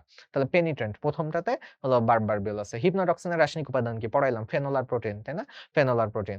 আচ্ছা কোন নেমাটোসিস্টে হিপনোটক্সিন থাকে? ভাই ইনজেকশনের মধ্যে হিপনোটক্সিন ভরে নিয়ে যাবা। সো ইনজেকশন কোনটা? এই যে ১ম টা পেনিট্রেন্ট। তাহলে পেনিট্রেন্ট মানে ঢুকায় দিবা। এটা হলো ইনজেকশনটা বডির ভিতরে ঢুকে যাবে। হাইড্রার নিডোসাইটের সবচেয়ে বেশি থাকে কোনটি পাওয়া যায়? আচ্ছা নিডোসাইট কোথায় বেশি থাকে? ভাই একটু আগে শিখাইলাম বন্দুক, বন্দুক হাতে রাখবা, কর্শিকায় থাকবে সবথেকে বেশি। আচ্ছা আকারে সবচেয়ে ক্ষুদ্র নেমাটোসিস্ট কোনটা? আচ্ছা চলো দেখি এবার আকারটা দেখি, আকারটা বুঝতে পারি কিনা। দেখো এটা বুঝতেছোই যে এটা কাইন্ড অফ এতখানিক, সুতাটা বাদ দাও, এটা এতখানিক হয়। আর এইটা হলো এর থেকে একটু ছোট, দেখো অল্প একটু ছোট। এটা এই যে এই বরাবর আসে। সো এটা একটু ছোট, ঠিক আছে? পুরাটাই টান দিই। সো এইটা হলো সবথেকে বড়, এটা হলো সবথেকে বড়। ওকে? সো এরপরে যদি দেখি এইটা হলো তো আরেকটু ছোট হচ্ছে, এটাও মোটামুটি ছোট আছে। সো এখন তাহলে তুমি যদি দেখো, আমরা যদি এটাও এই বরাবর টানি তাহলে দেখব যে এটাও একটু উপর দিয়ে গেছে। সো মোটামুটি ২ আর মানে এই সবথেকে ছোট হলো আমরা পাইলাম এইটা। তো এটাতে কাটা নাই তার মানে কি এর নাম হলো স্টেরিওলিন গ্লুটিনেট। সো আসলেই স্টেরিওলিন গ্লুটিনেট সবথেকে ছোট। সো আমি বারবারই সরি বলতেছি আবারও। আমি গুগলে তোমাদের বইয়ের ছবিটা পাই নাই। বই অনুযায়ী যদি পড়ো তাহলে দেখবা যে ১ম এ দেওয়া আছে এইটা, তারপরে এইটা, তারপরে এই লাস্টেরটা, তারপরে লাস্টে যে এইটা। সো আমি বইয়েরটা অনুযায়ী মনে রাখতাম এইভাবে যে আমি বইয়ে যেভাবে পড়ছি সিরিয়ালি বড় থেকে ছোটর দিকে গেছে। অর্থাৎ বইয়ে ১ম এ পড়ি পেনিট্রেন্ট, পেনিট্রেন্ট হলো সবথেকে বড়। বইয়ে ২য় টা পড়ি হলো ভলভেন্ট, ভলভেন্ট হলো ২য় বড়। বইয়ে তারপরে পড়ি স্ট্রেপ্টোলিন গ্লুটিনেট, এটা হলো ৩য় বড়। আর লাস্টে পড়ি সবার লাস্টে পড়ি স্টেরিওলিন গ্লুটিনেট, এটা হলো সবচেয়ে ছোট। সো নাম অনুযায়ী ওর সাইজ, ঠিক আছে? সবচেয়ে ছোট হলো লাস্টেরটা। যে নেমাটোসিস্ট শিকারকে পেঁচায় ধরে, ভাই ভালোবেসে পেঁচায় ধরতেছে কে? ভালোবেসে, ভলভেন্ট, ঠিক আছে? ভলভেন্ট। আচ্ছা, পরিস্ফুটনরত নিউরোসাইটকে কি বলে? ভাইয়া কোন কোষ যদি পরিণত না হয়ে অপরিণত হয়, এটা আমি যে ক্লাসেই পড়াই ১০০ বার করে বলি। তাহলে পরিণত কোষকে বলা হয় সাইট, ঠিক আছে? পরিণত কোষকে বলা হয় সাইট। পরিস্ফুটনরত মানে কি? অপরিণত কোষ। অপরিণত কোষকে বলা হয় ব্লাস্ট। তুমি দেখো নিডোসাইট, নিডোব্লাস্ট। তারপরে হলো পরিণত বানান ভুল হয়ে গেছে, সরি। সো নিডোসাইট, নিডোব্লাস্ট, তারপরে হলো আছে অস্টিওসাইট, অস্টিওব্লাস্ট, ঠিক আছে? সো অপরিণত থাকলেই ব্লাস্ট হবে। ওকে? অপরিণত থাকলেই ব্লাস্ট হবে। সো উত্তর হলো নিডোব্লাস্ট, কাঁটাযুক্ত ব্লাস্ট, ঠিক আছে? কাঁটাযুক্ত অপরিণত কোষ। অন্ততোকিয় কোন কোষ পরিপাকের জন্য এনজাইম ক্ষরণ করে? ভাইয়া কি বলছি? ক্ষরণ করা কার কাজ? পুরা দেহে ক্ষরণ একমাত্র করে হলো মানে হাইড্রার দেহে গ্রন্থি কোষ। হ্যাঁ, একমাত্র কিউটিকলটা ক্ষরণ করে হলো পেশী আবরণী কোষ, কারণ কিউটিকল তো আবরণ। বাট এনজাইম-টেনজাইম, মিউকাস এগুলো রিলিজ করার দায়িত্ব গ্রন্থি কোষের। আচ্ছা, এবার যদি দেখি যে কোনটি হাইড্রার গ্যাস্ট্রোডার্মিসে থাকে না। আচ্ছা, হাইড্রার কোষগুলো মনে রাখার একটা ছন্দ আমি লিখে রাখছি এখানে। নিজ পয়সায় সংগ্রহ। সো নিজ দিয়ে আমি কি মনে রাখতাম? নিজ দিয়ে মনে রাখতাম নিডোসাইট, ওকে? নিডোসাইট। তারপরে বর্গীয় জ দিয়ে মনে রাখতাম জনন কোষ, ঠিক আছে? জনন কোষ। তারপরে পয়সায় দিয়ে দিয়ে মনে রাখতাম পেশী আবরণী কোষ, ঠিক আছে? পেশী আবরণী কোষ বা দিয়ে পুষ্টিও কোষও হয়। সো পেশী আবরণী বা পুষ্টি কোষ, ওকে? পেশী আবরণী লিখলাম বা পুষ্টি কোষ। আর দন্ত স দিয়ে হলো সংগ্রহ, সরি সংবেদী কোষ। সংগ্রহ চলে গেছে। আচ্ছা, সংবেদী কোষ না লিখে স্নায়ু কোষ লিখি। দিয়ে ইয়ে মনে রাখবো, স্নায়ু কোষ, ওকে? স্নায়ু কোষ। আর রস্বই দিয়ে মনে রাখতাম হলো ইন্টারস্টিশিয়াল কোষ। ইন্টারস্টিশিয়াল কোষ, ইন্টারস্টিশিয়াল, ওকে? আর তারপরে হলো দিয়ে হলো সংবেদী আর গ্রন্থি। সংবেদী আর গ্রন্থি। সো তাহলে এখন যদি আসি সংবেদী গ্রন্থি। সো এখন এই জায়গায় কয়টা পাইলাম? ১ টা, ২ টা, ৩ টা, ৪ টা, ৫ টা, ৬ টা, ৭ টা। এই ৭ টা কোষ হলো হাইড্রার বাইরের দিকে থাকে, অর্থাৎ এপিডার্মিসে থাকে। তো প্রশ্নে জিজ্ঞেস করছে গ্যাস্ট্রোডার্মিসে থাকে না কোনটা? তাহলে আমাদের ভাই আপনি হুদাই কেন পড়াইলেন ৭ টা? সো গ্যাস্ট্রোডার্মিসে কোনগুলো থাকে? ভাই গ্যাস্ট্রোডার্মিস কিন্তু হয়ে গেছে অলরেডি পড়া। গ্যাস্ট্রোডার্মিসে খালি ২ টা থাকে না। এই ৭ টার মধ্যে ২ টা থাকে না গ্যাস্ট্রোডার্মিসে। তো গ্যাস্ট্রোডার্মিসে এই ৫ টাই থাকে। ঠিক আছে? খালি এই যে নিজ এইটা হলো খালি গ্যাস্ট্রোডার্মিসে থাকে না। অর্থাৎ হ্যাঁ, বন্দুক পেটের মধ্যে ঢুকায় রাখছো। তো ভাই মনে করো যে বন্দুকের নল তোমার দিকে ঘুরায় রাখছো। রেখে কোনো লাভ আছে? তো তাইলে তো তুমি নিউরোসাইট পেটের ভিতরে রাখবা না। ভিতরের দিকে তো রাখবা না। আর জনন কোষ, ভাই জনন কোষ ভিতরের দিকে রেখে লাভ কি? জনন কোষ তো শুক্রাণু ডিম্বাণু বাইরেই বের করতে চায়। সো ভিতরে তো থাকবে না। অবশ্যই বাইরের দিকে রিলিজ হবে। সো তাহলে লজিক্যালি কি এই ২ টা জিনিস অবশ্যই ভিতরে থাকবে না। সো এই ২ টা বাদে বাকি ৫ টাই আবার ভিতরে থাকে। ওকে? সো তাহলে দেখো নিউরোসাইট। জনন কোষ যেহেতু অপশনে নাই, নিউরোসাইট হলো ভিতরে থাকে না। গ্যাস্ট্রোডার্মিসের কোষ নাই। সেম কথা। দেখো কোনটা হবে? গ্রন্থিকোষ থাকে সংগ্রহ, স্নায়ুকোষ থাকে পয়সাই, স্নায়ুকোষ, সংবেদী কোষ, সংগ্রহর দিয়ে সংবেদী কোষ। আচ্ছা, নিডোব্লাস্ট এটা হলো বন্দুক, সো এটা হলো থাকে না। কোনটি হাইড্রার দেহে দেখা যায়? হাইড্রার দেহে কি দেখা যায়? হাইড্রার দেহে মেসোগ্লিয়া দেখা যায়, তাই না? ওর যেহেতু মাঝখানে কোনো কোষের স্তর নাই, মেসোডার্ম নাই, ও তো দ্বিভ্রূণস্তরী প্রাণী। তো ওর মাঝামাঝি মেসোগ্লিয়া দেখা যায়। হিমোসিল কই থাকে? হিমোসিল ঘাসফড়িঙে থাকে, ক্লোরাইড ঘাসফড়িঙে থাকে। মায়োফাইব্রিল কই থাকে? মায়োফাইব্রিল আমাদের পেশিতে থাকে। পেশির তন্তুকে মায়োফাইব্রিল বলতেছে। আচ্ছা, মেসোগ্লিয়া। হাইড্রার বহিঃকোষীয় পরিপাক কোথায় সংঘটিত হয়? একটু আগে পড়াইলাম হাইড্রার বহিঃকোষীয় পরিপাক ওর মানে কোষের বাইরে কোন জায়গায়? ওই যে পেটের যে ফাঁকা জায়গাটা ওটারে বলে সিলেন্টেরন। সো সিলেন্টেরনে হচ্ছে। ওকে? আ পরিপাক আর সংবেদনের কাজ দুটি সম্পাদন করে কে? ভাইয়া পরিপাক সংবেদন কে করে? হাইড্রার। তো হাইড্রার এই যে বডির যে ফাঁকা জায়গাটা আছে এখানে পরিপাক হয়। আবার এখানে যে জিনিসটা পরিপাক হলো সেটা আবার কি ওর পেটের ভিতরেও চলে যায়। সংবেদন হবে না এটা, সরি সংবহন হবে, সরি এটা হলো টাইপিং মিস্টেক হয়েছে, এটা সংবহন হবে। ঠিক আছে? সংবহন হবে। সংবদহন হয়ে গেছে, সংবহন হবে। ঠিক আছে? তাহলে এইটা হলো হাইড্রার পরিপাক আর সংবহনের কাজ করে কে? এটা হলো ওই যে ওর পেটের যে ফাঁকা জায়গা এইজন্যই কি? এইজন্যই তো ভাই এটার নাম হলো কি? এই জায়গার নামটা এইজন্যই পরিপাক সংবহন গহ্বর বলে। এমনি বলে নাকি যে গ্যাস্ট্রোভাস্কুলার ক্যাভিটি, পরিপাক সংবহন গহ্বর। পরিপাকের হলো ইংলিশ দিয়ে বোঝায় গ্যাস্ট্রো। গ্যাস্ট্রো মানে কি ভাইয়া? তুমি যদি বলো গ্যাস্ট্রিকের প্রবলেম হইছে মানে কি? পাকস্থলীতে পরিপাকের প্রবলেম হইছে। সংবহন হলো ভাস্কুলার। সো এইজন্যই তো এর নাম হলো পরিপাক সংবহন গহ্বর বা গ্যাস্ট্রোভাস্কুলার ক্যাভিটি। ঠিক আছে? Gastrovascular cavity. সো সহজ কথা হলো ২ টা কাজই করে। গ্যাস্ট্রিকের কাজও করে, ভাস্কুলার মানে আ সংবহনের কাজও করে। ওকে? সিলেন্টারন। কোন রাসায়নিক পদার্থ সমৃদ্ধ প্রাণীকে হাইড্রা শিকার করে? আচ্ছা, এখন আমরা এটা আজমল স্যারের বই পড়লে জানি যে আচ্ছা ভাইয়া তোমরা যারা হালকা পড়াশোনা করছো তারা অলরেডি কনফিউজড হয়ে গেছো যে ভাইয়া আমি তো সিওর গ্লুটাথিয়ন বা পলিগ্লুটামেট হবে। আর যারা পড়াশোনাই করো নাই তারা তো কোনটাই আন্দাজ করতে পারতেছ না। হিপনোটক্সিন দিয়ে মারে। হিপনোটক্সিন হলো বিষ। ভাইয়া এটা প্রাণীতে থাকলে তো খাবে কি করতে? বিষ অলরেডি প্রাণীতে আছে। সো ওইটা তো আর শিকার করতে যাবে না। তার মানে অলরেডি বিষ ঢুকাইয়া দিছে। ফেনলও তো ওই বিষেরই অংশ। সো ফেনলও তো আর হচ্ছে না। সো যারা কনফিউজড যে এই ২ টার মধ্যে কোনটা হবে আজমল স্যারের বই অনুযায়ী যদি তুমি হুবহু পড়ে থাকো তাহলে জানো যে বা যেই প্রাণীকে শিকার করে সেই প্রাণীর ভিতরে থাকতে হবে গ্লুটাথিয়ন, ঠিক আছে? প্রাণীর ভিতরে থাকতে হবে গ্লুটাথিয়ন। প্রাণীর ভিতরে থাকে হলো গ্লুটাথিয়ন। এগুলো লিখে নিও, ঠিক আছে? বইতে আ প্রাণীর ভিতরে থাকে গ্লুটাথিয়ন বা দরকার মতো একটু নোট করে নিও। আচ্ছা, এবার আসি পলিগামা গ্লুটামেট, ভাইয়া এটাও তো পড়ছিলাম মনে হয়। হ্যাঁ, যখন গ্লুটাথিয়ন বিশিষ্ট প্রাণী হাইড্রার কাছাকাছি চলে আসে তখন হাইড্রার দেহে তৈরি হয় বা হাইড্রার নিডোসাইটের মধ্যে তৈরি হয়। হাইড্রার তৈরি হয় পলিগামা গ্লুটামেট। সো কাইন্ড অফ ব্যাপারটা হলো এরকম যে তোমার হলো সহজ ভাষায় বলি, তোমার হলো আ বা সামনে বিরিয়ানি রান্না করা হইছে। তো বিরিয়ানির একটা ভিতরে মনে করো বিরিয়ানির ভিতরে আছে গ্লুটাথিয়ন। সো বিরিয়ানির গ্লুটাথিয়ন দেখে তোমার খেতে ইচ্ছা হইছে। সো তোমার যখন খেতে ইচ্ছা হইছে তোমার কি মুখে লালা চলে আসছে। লালাটা হলো পলিগামা গ্লুটামেট। সো ওদের ক্ষেত্রে গ্লুটাথিয়ন হলো মনে করো বিরিয়ানির সুগন্ধটা, বিরিয়ানিটা। আর পলিগামা গ্লুটামেট এটা হলো ওর মুখের থেকে বা ওর বডির থেকে যা রিলিজ হচ্ছে। কিন্তু কথা হলো যে ভাইয়া তাহলে তো এখানে প্রাণীতে কি থাকে? গ্লুটাথিয়ন হওয়ার কথা। দেখো এটাই লেখা আছে যে বইয়ে উত্তর সি দেওয়া আছে। এখন তোমার আলিম স্যারের বই সি উত্তর দিছে। কিন্তু আজমল স্যার অনুযায়ী বি উত্তর হবে। এখন পরীক্ষার খাতায় কি করব? পরীক্ষার খাতায় যদি কখনো এই যে আমি এই টেকনিক বলে দিছি, কখনো যদি মনে পড়ে ভাইয়ার কথা মনে পড়ছে যে ভাইয়া এরকম একটা ক্লাসে বলছিলেন ১ম এ ফেনল ছিল, তারপর গ্লুটাথিয়ন ছিল, পলিগামা গ্লুটামেট ছিল, হিপনোটক্সিন ছিল। যদি হুবহু তোমার মনে পড়ে যে এরকম একটা ক্লাস করছিলাম, এখানে একটা ভুল উত্তর ছিল। সো তখন তুমি ভুল উত্তর দাগায় দিয়ে আসতে পারো। তোমার যদি এইটুকু কনফিডেন্স থাকে যে হ্যাঁ, আমি সিউর এটা আলিম স্যারের বইতে ভুল পড়ছিলাম, তাহলে দিবা। আর যদি তোমার পরীক্ষার হলে প্রেসারে মনেই নাই, তোমার ঠিকটা মনে পড়তেছে, গ্লুটাথিয়ন মনে পড়তেছে, তুমি সিউর না এটা কি বইয়ে ভুল ছিল নাকি ছিল না।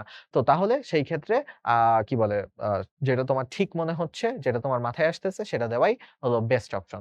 সো এগুলোর আসলে লজিক্যাল কোনো এক্সপ্লেনেশন নাই। আ আসলে তো কি বইতে ভুল থাকাই উচিত না, তাই না? আর ভুল প্রশ্ন তোমাদের বইতে পরীক্ষায় আসাও উচিত না। কিন্তু মাঝে, মাঝে দেখা যায় যে বইয়ের এতগুলো ভুল আসলে বইতে এটা আচ্ছা ভুল থেকে যায়। মানুষ মাত্রই ভুল, তাই না? ম্যান ইস মর্টাল। সো ভুল থাকতেই পারে। ভুল থাকা উচিত না কিন্তু থাকতেই পারে। আর আ প্রশ্নকর্তা যারা তারা করে কি?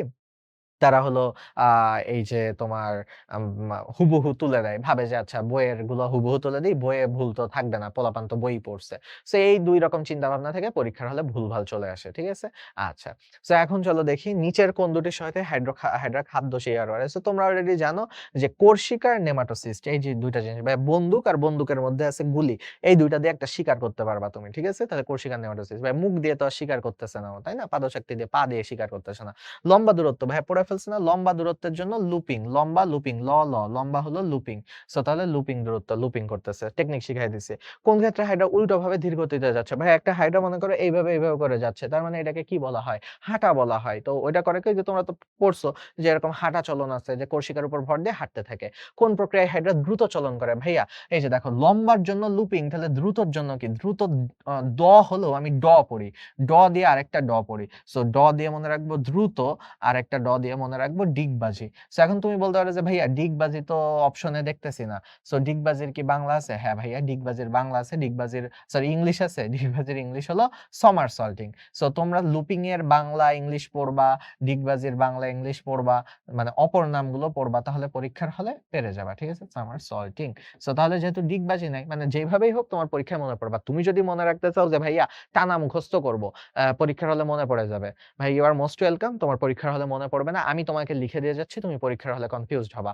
তুমি যেই বান্দা তুমি হলো ডিগবাজি মনে রাখতে পারতেছো না, সেই বান্দা তুমি আমারে বিশ্বাস করতে বলতেছো তোমার সমারসল্টিং মনে থাকবে? তাইলে ভাই বেস্ট অফ লাক। আচ্ছা, আর লুপিং তুমি মনে রাখতে পারতেছো না। এত সহজ একটা টেকনিক। তুমি কেমনে হলো এটারে মনে রাখবে? এটারে শুঁয়োপোকা চলন বলে, এটারে হামাগুড়ি চলন বলে। সো তাহলে আমাদের একটু বুদ্ধি খাটায় পড়তে হবে। সবসময় মানে আ মুখস্থ করে ফেলবো এই চিন্তা ভাবনা করলে ওকে। আ শেষ।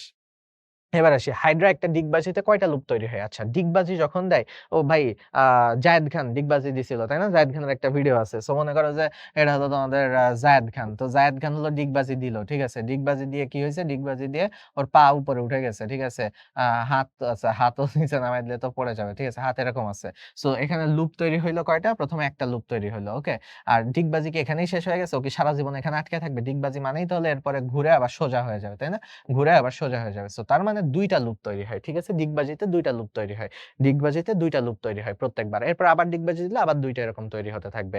আর যখন লুপিং হয়, লুপিং তো শুঁয়োপোকার মতো চলন। সো একটা পোকা কিভাবে যায়? ধর একটা পোকা, সো এই একটা কেঁচো, এরকম পোকা যখন এই বরাবর যেতে থাকে, ও কিন্তু মাথা উঠাইতেছে না। সো কিন্তু ওর কিন্তু প্রত্যেকবার তাইলে একবার করে লুপ হচ্ছে। ওর কিন্তু প্রত্যেকবার একবার করে লুপ হচ্ছে। সো লুপিং এ একটা হয় লুপ, আর ডিগবাজিতে ২ টা লুপ হয়। সো ২ টা লুপ হয়। আচ্ছা ৩ টা লুপ, ১ টা আর ২ টাই হয়। এর থেকে বেশি লুপ হয় না। আচ্ছা, হাইড্রা যখন তার দেহের ভর এরকম করে উপর দিকে থেকে উল্টা করে যায়, উল্টা করে থাকলে উল্টা শব্দটা দেখেই আমি বুঝে গেছি এটা হলো হাঁটা। তো হাঁটা দেখো অপশনে নাই যেহেতু, সো হাঁটা যেহেতু অপশনে নাই তাহলে কি হবে বুঝে গেছো ভাইয়া? মুখ নিচের দিকে দিয়ে রাখছে। তো ওই যে মাথা নিচু করে থাকলে কি বলে? নত শির, তাই না? নত মানে মাথা নত করব না। সো নত মানে নিচে, সো নত মুখ, তাই না? উল্টাভাবে থাকলে নতমুখী বলে বা হাঁটা বলে। হাঁটা যেহেতু নাই নতমুখী। অযৌন যৌন ২ ভাবেই সম্পন্ন করে। ভাই রুই মাছের কি অযৌন যৌন পড়ছো? যে রুই মাছের মাথা কেটে ফেললে, ওই আর পেট কেটে ফেললে আরেকটা রুই মাছ হবে। তাইলে তো আমাদের হলো বাসায় আর বাজার করা লাগতো না। রুই মাছ কিনে অর্ধেক করে কেটে ২ টা রেখে দিত। ২ টা থেকে ২ টা রুই মাছ হয়ে যেত। দিয়ে আমরা তাইলে একটা রুই মাছ কিনে ২ টা রুই মাছের স্বাদ পেতাম। সো এটা হয় না। ঘাস ফড়িংও এই কাজ করে না। মৌমাছিও এই কাজ করে না। হাইড্রার ওই যে অনেক বেশি রিজেনারেটিভ পাওয়ার আছে, ইন্টারস্টিশিয়াল কোষ আছে। ও তখন দেখা যায় যে অযৌন জননও করে, মুকুলোদ্গমও করে। ঠিক আছে? আবার ওই যে শুক্রাণু ডিম্বাণু করে যখন খাবারের অভাব থাকে, ও ২ টাই করে।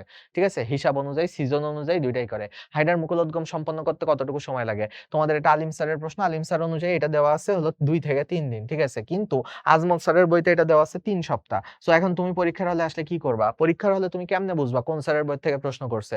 যখন অপশনগুলো সব এরকম দিন দিয়ে থাকবে, তখন কি চাইছে? তখন তোমারে ৩ সপ্তাহ চাইতেছে? তুমি যে ভাবতেছো যে ভাইয়া দিনে আসছে আমি উত্তর করব না। কইরো না, একটা ইজি মার্ক তোমার চলে গেল। তুমি যদি এরকম দিন দেখো তার মানে এটা আলিম স্যারের বই থেকে প্রশ্ন করছে। ২ থেকে ৩ দিনও তুমি মনে রাখো। আর যদি সপ্তাহ দিয়ে প্রশ্ন করতো ১ সপ্তাহ, ২ সপ্তাহ, ৩ সপ্তাহ, ৪ সপ্তাহ তখন তোমার উত্তর হতো ৩ সপ্তাহ। সো ৩ ওইদিকে সপ্তাহ দিয়ে মনে রাখো। তবে ২ টার মধ্যে কমন দেখতেছো ৩ আছে।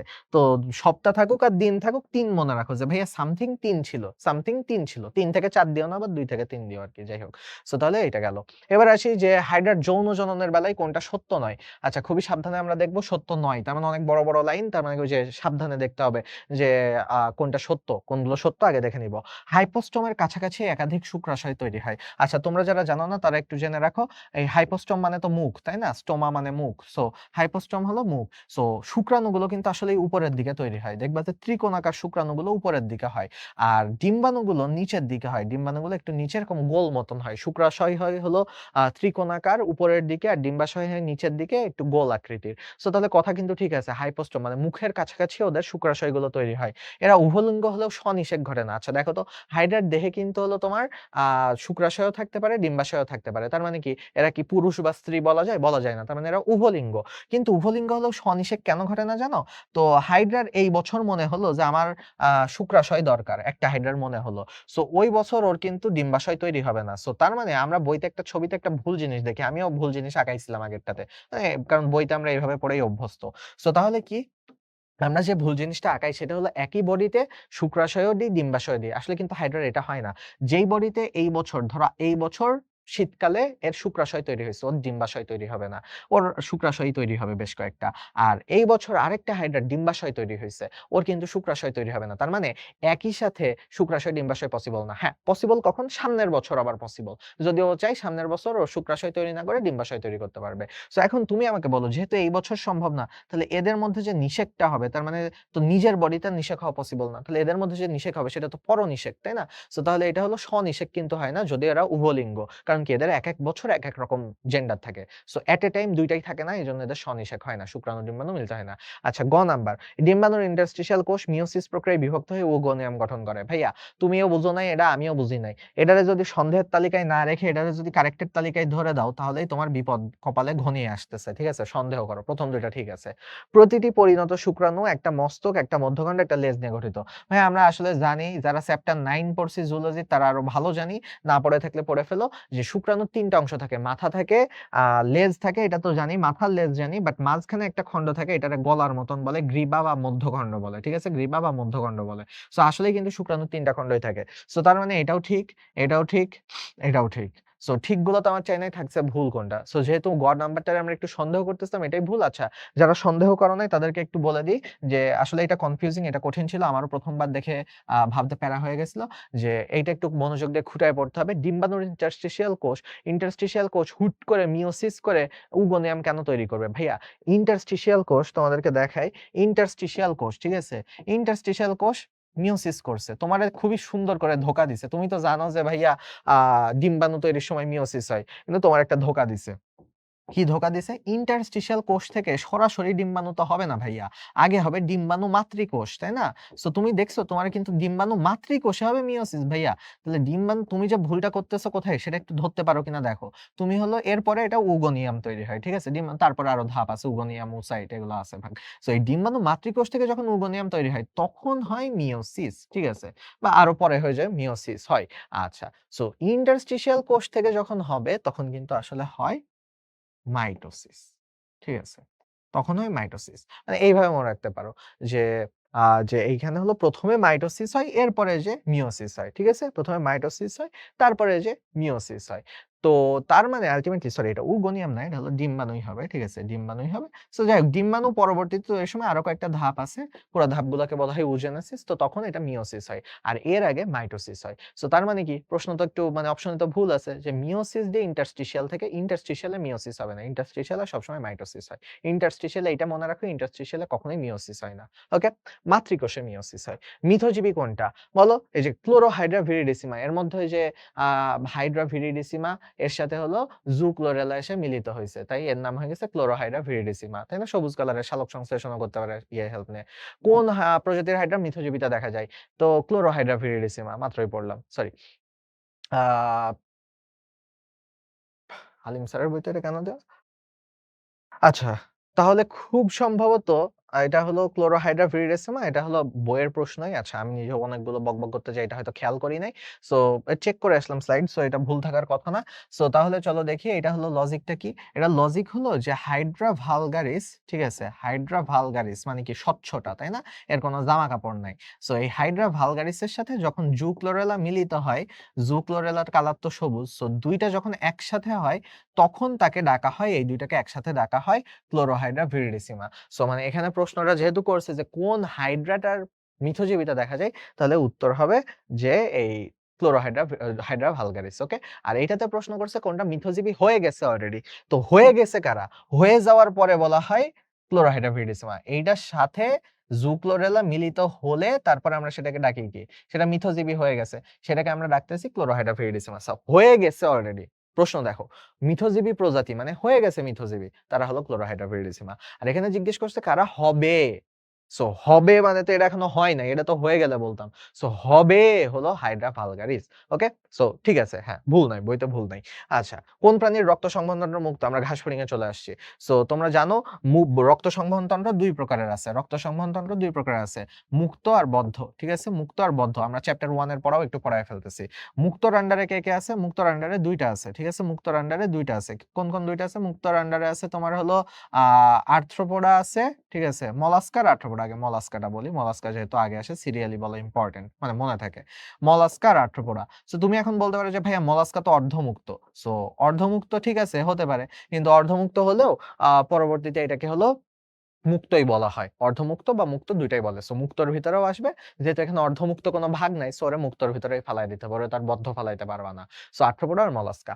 আর এদিকে বদ্ধের আন্ডারে ২ জন আসে। সেই ২ জন হলো কি? এক বান্দা তো আমরা, আমরা মানে কি কর্ডাটা। আরেক বান্দা হলো অ্যানেলিডা। কেঁচো-টেচো, জোঁক এরা। ঠিক আছে? অ্যানেলিডা।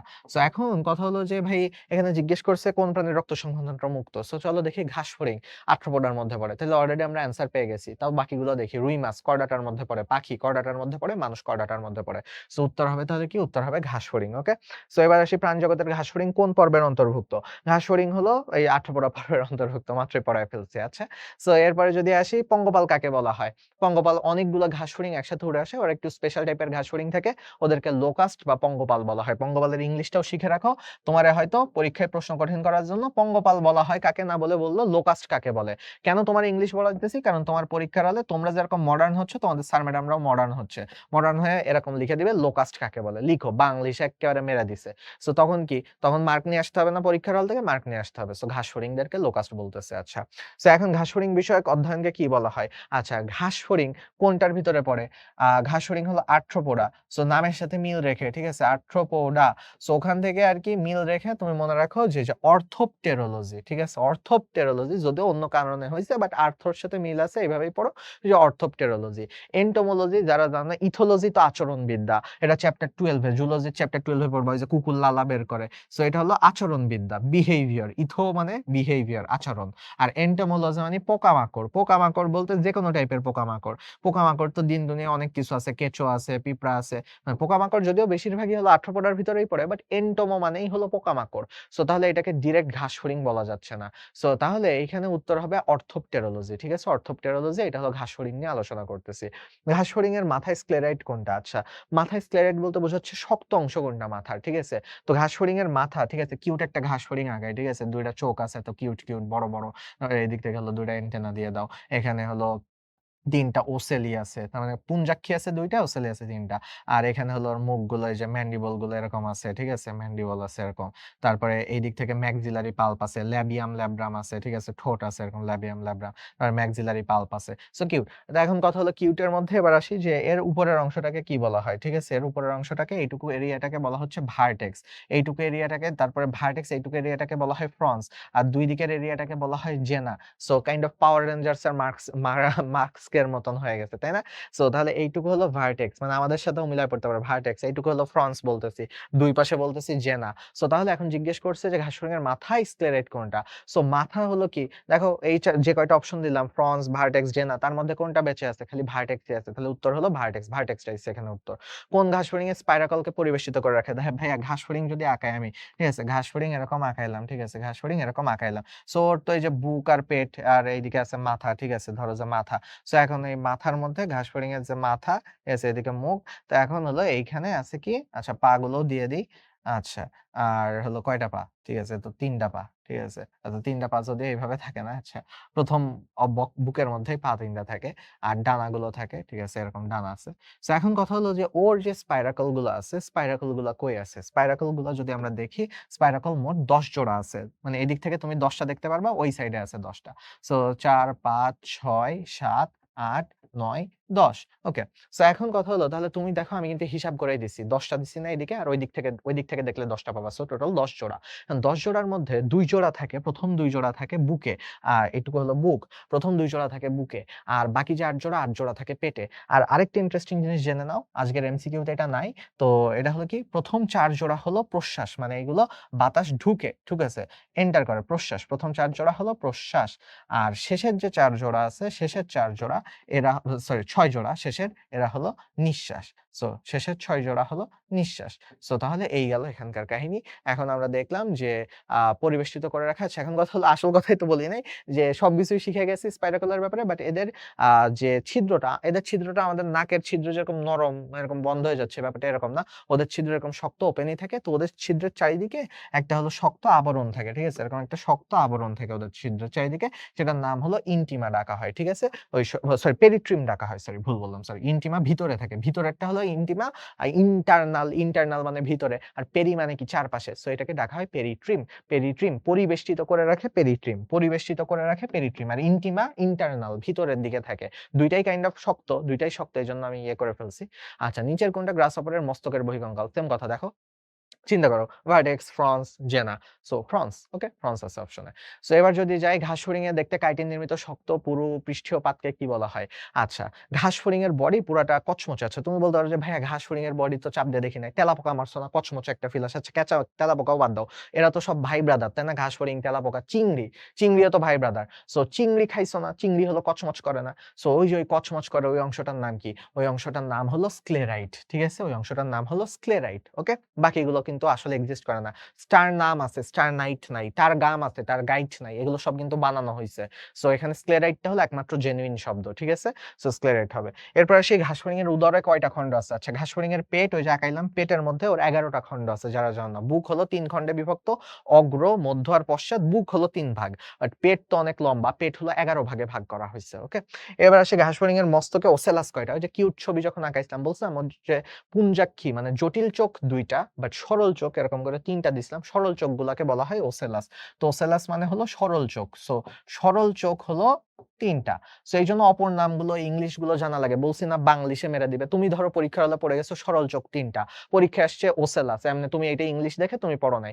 এমনে ওসেলাস চলে আসছে। তখন কি পারবা? সো ইংলিশ বাংলা কোনটাই অবহেলা করা যাবে না। মনোযোগ দিয়ে একটু পড়তে হবে। আচ্ছা। এবার আসি সন্ধিপদী প্রাণীদের ক্ষেত্রে কোনটা সঠিক? কোনটা সঠিক বলতে বোঝাইছে অপশন দেখে বুঝতে হবে। দেখো প্রশ্ন দেখে কিন্তু তুমি বুঝতেছো না। অপশন দেখে আমরা বুঝতেছি যে মানে কাইন্ড অফ জিজ্ঞেস করছে যে কোনটা এদের রেচন অঙ্গ। তো তাহলে কি আমরা জানি তো ঘাস ফড়িংয়ের রেচন অঙ্গ বা আর্থ্রোপোডাদের রেচন অঙ্গ সন্ধিপদী মানে আর্থ্রোপোডার বাংলা হলো সন্ধিপদী। ঠিক আছে? আর্থ্রোপোডাস বাংলা হলো সন্ধিপদী। সো তাহলে এদের হলো রেচন অঙ্গ হলো মালপিজিয়ান নালিকা। মালপিজিয়ান বডি আমাদের থাকে, করডাটাদের থাকে। ওকে? সো এরপরে যদি আসি ঘাস ফড়িংয়ের পায়ের গঠন সঠিক ক্রম কোনটা? আচ্ছা, ঘাস ফড়িংয়ের পা যদি দেখো কাইন্ড অফ আমাদের সাথেও মিল আছে। যারা মানুষের ওই যে চ্যাপ্টার 7 হাড্ডি পা পড়ছো তারা হলো ভালো মতন বুঝবা। আর যারা পড়ো নাই তারা যখন ওইটা পড়বা তখন একটু মনে করবা যে ও আচ্ছা তাই তো এরকম পড়ছিলাম। আচ্ছা। দেখো আমাদের কিন্তু ওই যে এক্কেবারে শেষের যে এটা থাকে কক্কিক্স থাকে না? আমাদের শেষের মেরুদণ্ডের হাড় কক্কিক্স থাকে। তো এদের তো আর মেরুদণ্ড নাই, কক্কিক্স এর জায়গায় এদের কক্সা আছে। দেখো আমি মিলায় পড়াই দেই তোমাকে। কক্কিক্স যেরকম আমাদের আছে ওদের কক্সা আছে। আচ্ছা। আর এদের একটা এক্সট্রা জিনিস আছে ট্রোক্যান্টর। আমাদের ট্রোক্যান্টর থাকে বাট তোমরা হলো এত ছোট ক্লাসে পড়ো নাই। ঠিক আছে? ট্রোক্যান্টর, ঠিক আছে? সো কক্সার পরে ট্রোক্যান্টর। এরপরে যদি দেখো আমাদের থাইয়ের মানে আমাদের উরুর যে বড় সবথেকে দেহের দীর্ঘ হাড্ডির নাম কি? ফিমার। দেখো এদেরও কিন্তু ফিমার আছে। তো ফিমারের নিচে আমাদের কি থাকে? ২ টা থাকে না? টিবিয়া আর ফিবুলা। সো এখন এরা তো এত উন্নত না যে এদের ফিবুলা থাকবে। এদের জাস্ট টিবিয়া আছে। ফিবুলা থাকলে আরেকটা সাইড থেকে এরকম একটা হাড্ডি থাকতো। সো ফিবুলা কিন্তু আসলে আমাদেরও অত কাজে লাগে না। সো ফিবুলা ওদের নাই। ঠিক আছে? ওরা মাত্র পা তৈরি করা শিখছে। So tibia. আর টিবিয়ার পরে এগুলো কাটা আছে এটা দরকার নাই। ওদের পা একটু কাটা যুক্ত হয়। আমাদের পায়ে যেরকম লোম থাকে। আর নিচের টুকুকে টার্সাস বলে। দেখো তো মনে আছে কিনা আমাদের পায়ের যে ছোট হাড্ডি টার্সাল বলি না? টার্সালের সামনে মেটাটার্সাল থাকে, তারপরে সামনে ফ্যালাঞ্জেস থাকে। সো ওদের মেটাটার্সালও নাই, ফ্যালাঞ্জেসও নাই। বাট ওদের টার্সাসটা আছে মানে টার্সালটা আছে। সো তাহলে দেখো আমাদের যা আছে, আমাদের হলো কক্কিক্স আছে, ওদের কক্সা আছে। আমাদের ট্রোক্যান্টর থাকে, তুমি চিনো না? আচ্ছা ধরলাম ট্রোক্যান্টর আছে। আমাদের ফিমার আছে, ওদের ফিমার আছে। আমাদের টিবিয়া ফিবুলা আছে, ওদের খালি টিবিয়া আছে। আমাদের টার্সাল, মেটাটার্সাল, ফ্যালাঞ্জেস আছে। তো ওদের পা তো আমাদের মতন এত সুন্দর না, ডেভেলপ না। সো ওদের খালি টার্সাল আছে। সো সিরিয়ালটা দেখো তাহলে সিরিয়ালটা কোনটা হবে? শুরুতে এইগুলো এই টাইপের প্রশ্ন আসলে কিভাবে হ্যান্ডেল করব? প্রথমেই ট্রোক্যান্টর দিছে, আগেই বাদ হিসাবের বাইরে। বাকিগুলোতে কক্সা আছে। তাহলে এগুলো ৩ টা নিয়ে হিসাব করি। দ্বিতীয়টাতে আসি। এরপর ট্রোক্যান্টর আসার কথা ভাই। এইটাতে ফিমার দিছে বাদ, এটাতে টিবিয়া দিছে বাদ। তার মানে দেখো তুমি যদি ৪ টা অপশন না পড়ে এই এইটা উত্তর করতে চাইতা, জীবনেও পারতা না। আমি তোমারে লিখে দিতেছি। তুমি যদি এইভাবে উত্তর করতে যে আচ্ছা এটা দেখলাম, আচ্ছা ঠিক আছে মনে হয় হবে। এটা দেখলাম, আচ্ছা মনে হয় হবে। এটা দেখলাম মনে হয় হবে। ভাইয়া না, যে টেকনিক শিখাইলাম সেটা। তুমি প্রথমটা চেক করো, তারপর দ্বিতীয়টা সিরিয়ালি ঠিক আছে কিনা চেক করো, তৃতীয়টা দেখো তুমি দেখবে যে উত্তর সব বের হয়ে গেছে। ওকে? এবার চলো আসি পৃষ্ঠীয় দেশের খোলকের নাম কি? আচ্ছা, এটা যারা জানো না তাদের জন্য যদি খালি হলো ওই যে স্ক্লেরাইট থাকতো অপশনে, স্ক্লেরাইট থাকলে একটা উত্তর। কখনোই বইতে তোমার দেখবা স্ক্লেরাইট আর এই অপশনগুলো একসাথে দিবে না। তো এই স্ক্লেরাইট গুলোর ভিতরে যেগুলো পিঠের দিকে থাকে, পিঠের দিকের গুলো কি উপরে থাকে না? আর পাশে থাকে কিছু আর নিচে থাকে কিছু। ঠিক আছে? মানে এইভাবে আঁকাইলাম। মনে করো যে একটা ঘাস ফড়িংয়ের পিঠ, বুক আর পাশে। এই ৩ ভাগ বললাম। সো পিঠের গুলো উপরের দিকে থাকে, টপে থাকে। সো টপ দিয়ে আমি মনে রাখতাম যে টারগাম থাকে এখানে। ঠিক আছে? আর এইটা হলো তুমি বলো তো আমাদের এই হাড্ডিটার নাম কি? বুকের এই হাড্ডিটার নাম কি? এই হাড্ডিটার নাম হলো স্টারনাম। সো ওদেরও কিন্তু আসলে এটা বুকের দিক না। সো ওদের এখানে থাকে আসলে কিন্তু স্টারনাম থাকে। আর ২ পাশে যেহেতু পাশে আছে, পাশে থাকে হলো প্লিউরন। পাশে থাকে প্লিউরন প দিয়ে। প্লিউরন। তাহলে টপে টারগাম, পাশে প্লিউরন আর বুকে আমাদেরও থাকে স্টারনাম, ওদেরও থাকে স্টারনাম। তাহলে চাইছে কোনটা? চাইছে উপরে কোনটা থাকে? পৃষ্ঠীয় মানে পিঠ, উপরের দিকে থাকে কোনটা? উত্তর কি হবে? চোখ বন্ধ করে বলে দিতে পারো টারগাম হবে। ঘাস ফড়িংয়ের মস্তকের পৃষ্ঠীয় অংশকে কি বলে? পৃষ্ঠীয় অংশ মানে পৃষ্ঠীয় মানেই উপরের দিক। সো পৃষ্ঠ অংশকে কি বলে? পৃষ্ঠ অংশকে বলা হয় ভার্টেক্স, তাই না? এটা হলো ভার্টেক্স, এটা হলো ফ্রন্স, সামনেরটা হলো ফ্রন্স, ২ সাইড হলো জেনা। সো তাহলে দেখো এগুলো কিন্তু হচ্ছে না। আর ক্লাইপিয়াস হলো সামনের এই জায়গাটা ওদের ক্লাইপিয়াস বলে। আচ্ছা ক্লাইপিয়াস বলা হয় নাই আমার তখন। আচ্ছা ঘাসফড়িং এর ল্যাসিনিয়া পাওয়া যায় মুখভাঙ্গের কোনটাতে? ওই যে যারা জানো ল্যাসিনিয়া হলো একটা ওই যে নখের মতো। এই যে এটা কতটুকু দেখা যাচ্ছে জানি না। ওদের ম্যাক্সিলার ছবিটা দেওয়ার চেষ্টা করছিলাম। সো ম্যাক্সিলাতে দেখো এই যে ল্যাসিনিয়া থাকে। ঠিক আছে? ল্যাসিনিয়া থাকেই হলো ম্যাক্সিলাতে। ল্যা ম্যা একটু বলে দিই, দেখো একটু পরে সামনেই কাজে লাগবে। এটা হলো ম্যাক্সিলা। সো ম্যাক্সিলার উপর থেকে যদি আমরা ভাগগুলো দেখি, ম্যাক্সিলার উপর আছে কার্ডো, এইটুকু হলো কার্ডো। তারপরে আছে স্টাইপ, ঠিক আছে? স্টাইপের সামনের দিকে যে ল্যাসিনিয়া আছে নখের মতো। সো নখের মতো আছে ল্যাসিনিয়া, নখের সামনে একটা কাভারিং আছে। এই কাভারটার নাম হলো তোমার হলো এই যে গ্যালিয়া। ঠিক আছে? ল্যাসিনিয়া, গ্যালিয়া এগুলো পড়ছো না? নামগুলো শুনছো। সো তাহলে এই যে তোমার যেটা বললাম যে ল্যাসিনিয়া কই থাকে? ল্যাসিনিয়া থাকে ম্যাক্সিলাতে, তাই না? ম্যান্ডিবলে তো থাকে না। ম্যান্ডিবল তো চিবানোর জন্য। ল্যাব্রাম তো ঠোঁট। ল্যাব্রাম উপরের ঠোঁট, ল্যাবিয়াম নিচের ঠোঁট। ঠিক আছে? এবার আসি ম্যাক্সিলারি পাল্পের কাজ কি? ম্যাক্সিলারি পাল্প ভাইয়া মুখে আছে। ভাইয়া মুখের একটা জিনিস দিয়ে কি রেসন করবে? মুখ দিয়েও হিসু করবে? না। খাদ্যের স্বাদ গ্রহণ করবে? আচ্ছা, সন্দেহ করতেছে এটাই করবে মনে হয়। দর্শনে সাহায্য করবে। ভাই মুখ দিয়ে দেখলেও চোখ লাভ কি? চোখ রেখে ২ টা জটিল চোখ রাখছে, ৩ টা সরল চোখ রাখছে। শ্বসনে সাহায্য করে। ভাই ১০ জোড়া স্পাইরাকল রেখে দিছে। শ্বসন করবে কি করতে ওর ম্যাক্সিলা দিয়ে? খাবারের স্বাদ গ্রহণে সাহায্য করে। ভাইয়া মুখে আছে তো লজিক্যালি পড়বা। কার্ডো কোন উপাঙ্গের অংশ? একটু আগে বললাম কার্ডো কিসের পার্ট? কার্ডো হলো ম্যাক্সিলার পার্ট, তাই না? কার্ডো ম্যাক্সিলার পার্ট। তারপরে এবার আসি কোনটি ঘাসফড়িং এর মুখপাঙ্গের অংশ নয়? ভাই মুখেরই বাইরে। সো তুমিই বলো ল্যাব্রাম তো উপরের ঠোঁট, ল্যাবিয়াম নিচের ঠোঁট, ম্যান্ডিবল দাঁত হিসেবে কাজ করে। ঠোঁট আছে, দাঁত আছে, এগুলোই তো মুখপাঙ্গ। এন্টেনা ভাই মাথার মধ্যে ঝুলতেছে। এন্টেনা দিয়ে ও কি করবে? মুখপাঙ্গ কেন হবে এন্টেনা? ওকে। এরপর আসি তেলাপোকার ১ম ম্যাক্সিলার অংশ নয় কোনটা? আচ্ছা, ১ম ম্যাক্সিলা দেখে তুমি হয়তো ভয় পেয়ে গেছো। আচ্ছা, ম্যাক্সিলার অংশ নয় কোনটা? তুমি ১ম বাদ দাও। মাথার ভিতর থেকে ১ম বাদ দাও। ম্যাক্সিলার অংশ নয় কোনটা? একটু আগে পড়াইলাম ম্যাক্সিলা উপর থেকে শুরু করো। কার্ডো, তার নিচে স্টাইপ, তার নিচে ল্যাসিনিয়া নখের মতো। আর ল্যাসিনিয়ার উপর দিয়ে গ্যালিয়া আছে। এবার তাহলে তুমি বলো তো স্টাইপ আছে, ল্যাসিনিয়া আছে, কার্ডো আছে। কোনটা নাই? সাবমেন্টাম নাই। সাবমেন্টাম তাহলে উত্তর যেহেতু ৯ কোনটা জিজ্ঞেস করছে। সাবমেন্টাম কোথায় আছে? আমরা দেখব সাবমেন্টাম হলো ল্যাবিয়ামে আছে। মানে নিচের ঠোঁটটাতে সাবমেন্টাম থাকে। ওকে? সো সাবমেন্টাম হলো উত্তর। এরপর আসি কোনটি ঘাসফড়িং এর ম্যাক্সিলার অংশ নাই? দেখো একই প্রশ্ন বারবার আসতেছে। So কার্ডো, ল্যাসিনিয়া, galea, লিগুলা। লিগুলা বইলা কিছু নাই। ঠিক আছে? সো লিগুলা এই ম্যাক্সিলার ভিতরে নাই। ওকে? লিগুলা নাই। এরপরে যদি আসি ঘাসফড়িং এর মুখভাঙ্গের অংশ গ্লোসার প্যারাগ্লোসা কোনটা থাকে? তুমি যদি এটা সারাদিন বইসা আজমল স্যারের বইতে খুঁজো, জীবনেও এটার উত্তর খুঁজে পাবা না। ঠিক আছে? আগেরগুলো তো দেখাইলাম যে আজমল স্যার পড়লেও হয়ে যাবে। কিন্তু আজমল স্যার পড়লে হবে না এরকম প্রশ্নও আমরা পাবো। এই যে গ্লোসার প্যারাগ্লোসা আজমল স্যার খুঁজাও তুমি পাবা না কখনো। সো তাহলে চলো দেখি আলিম স্যারের বইতে স্পেশালি আছে দেখো।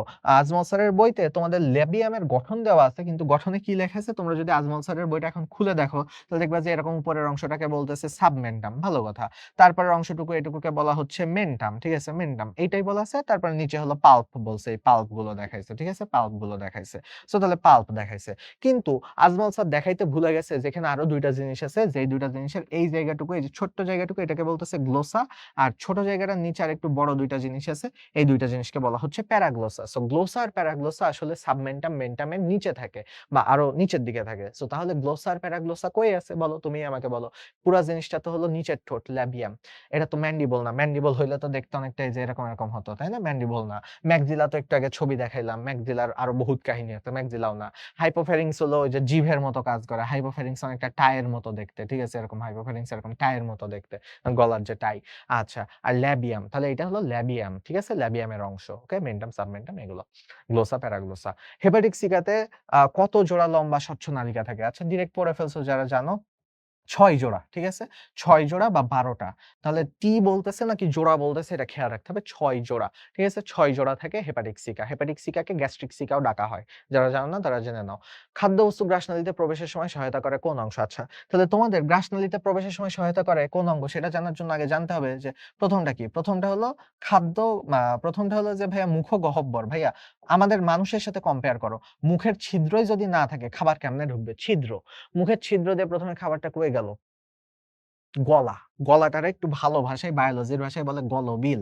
এই গলবিলের পরে আমাদের খাবার কই যায়? অন্ননালী।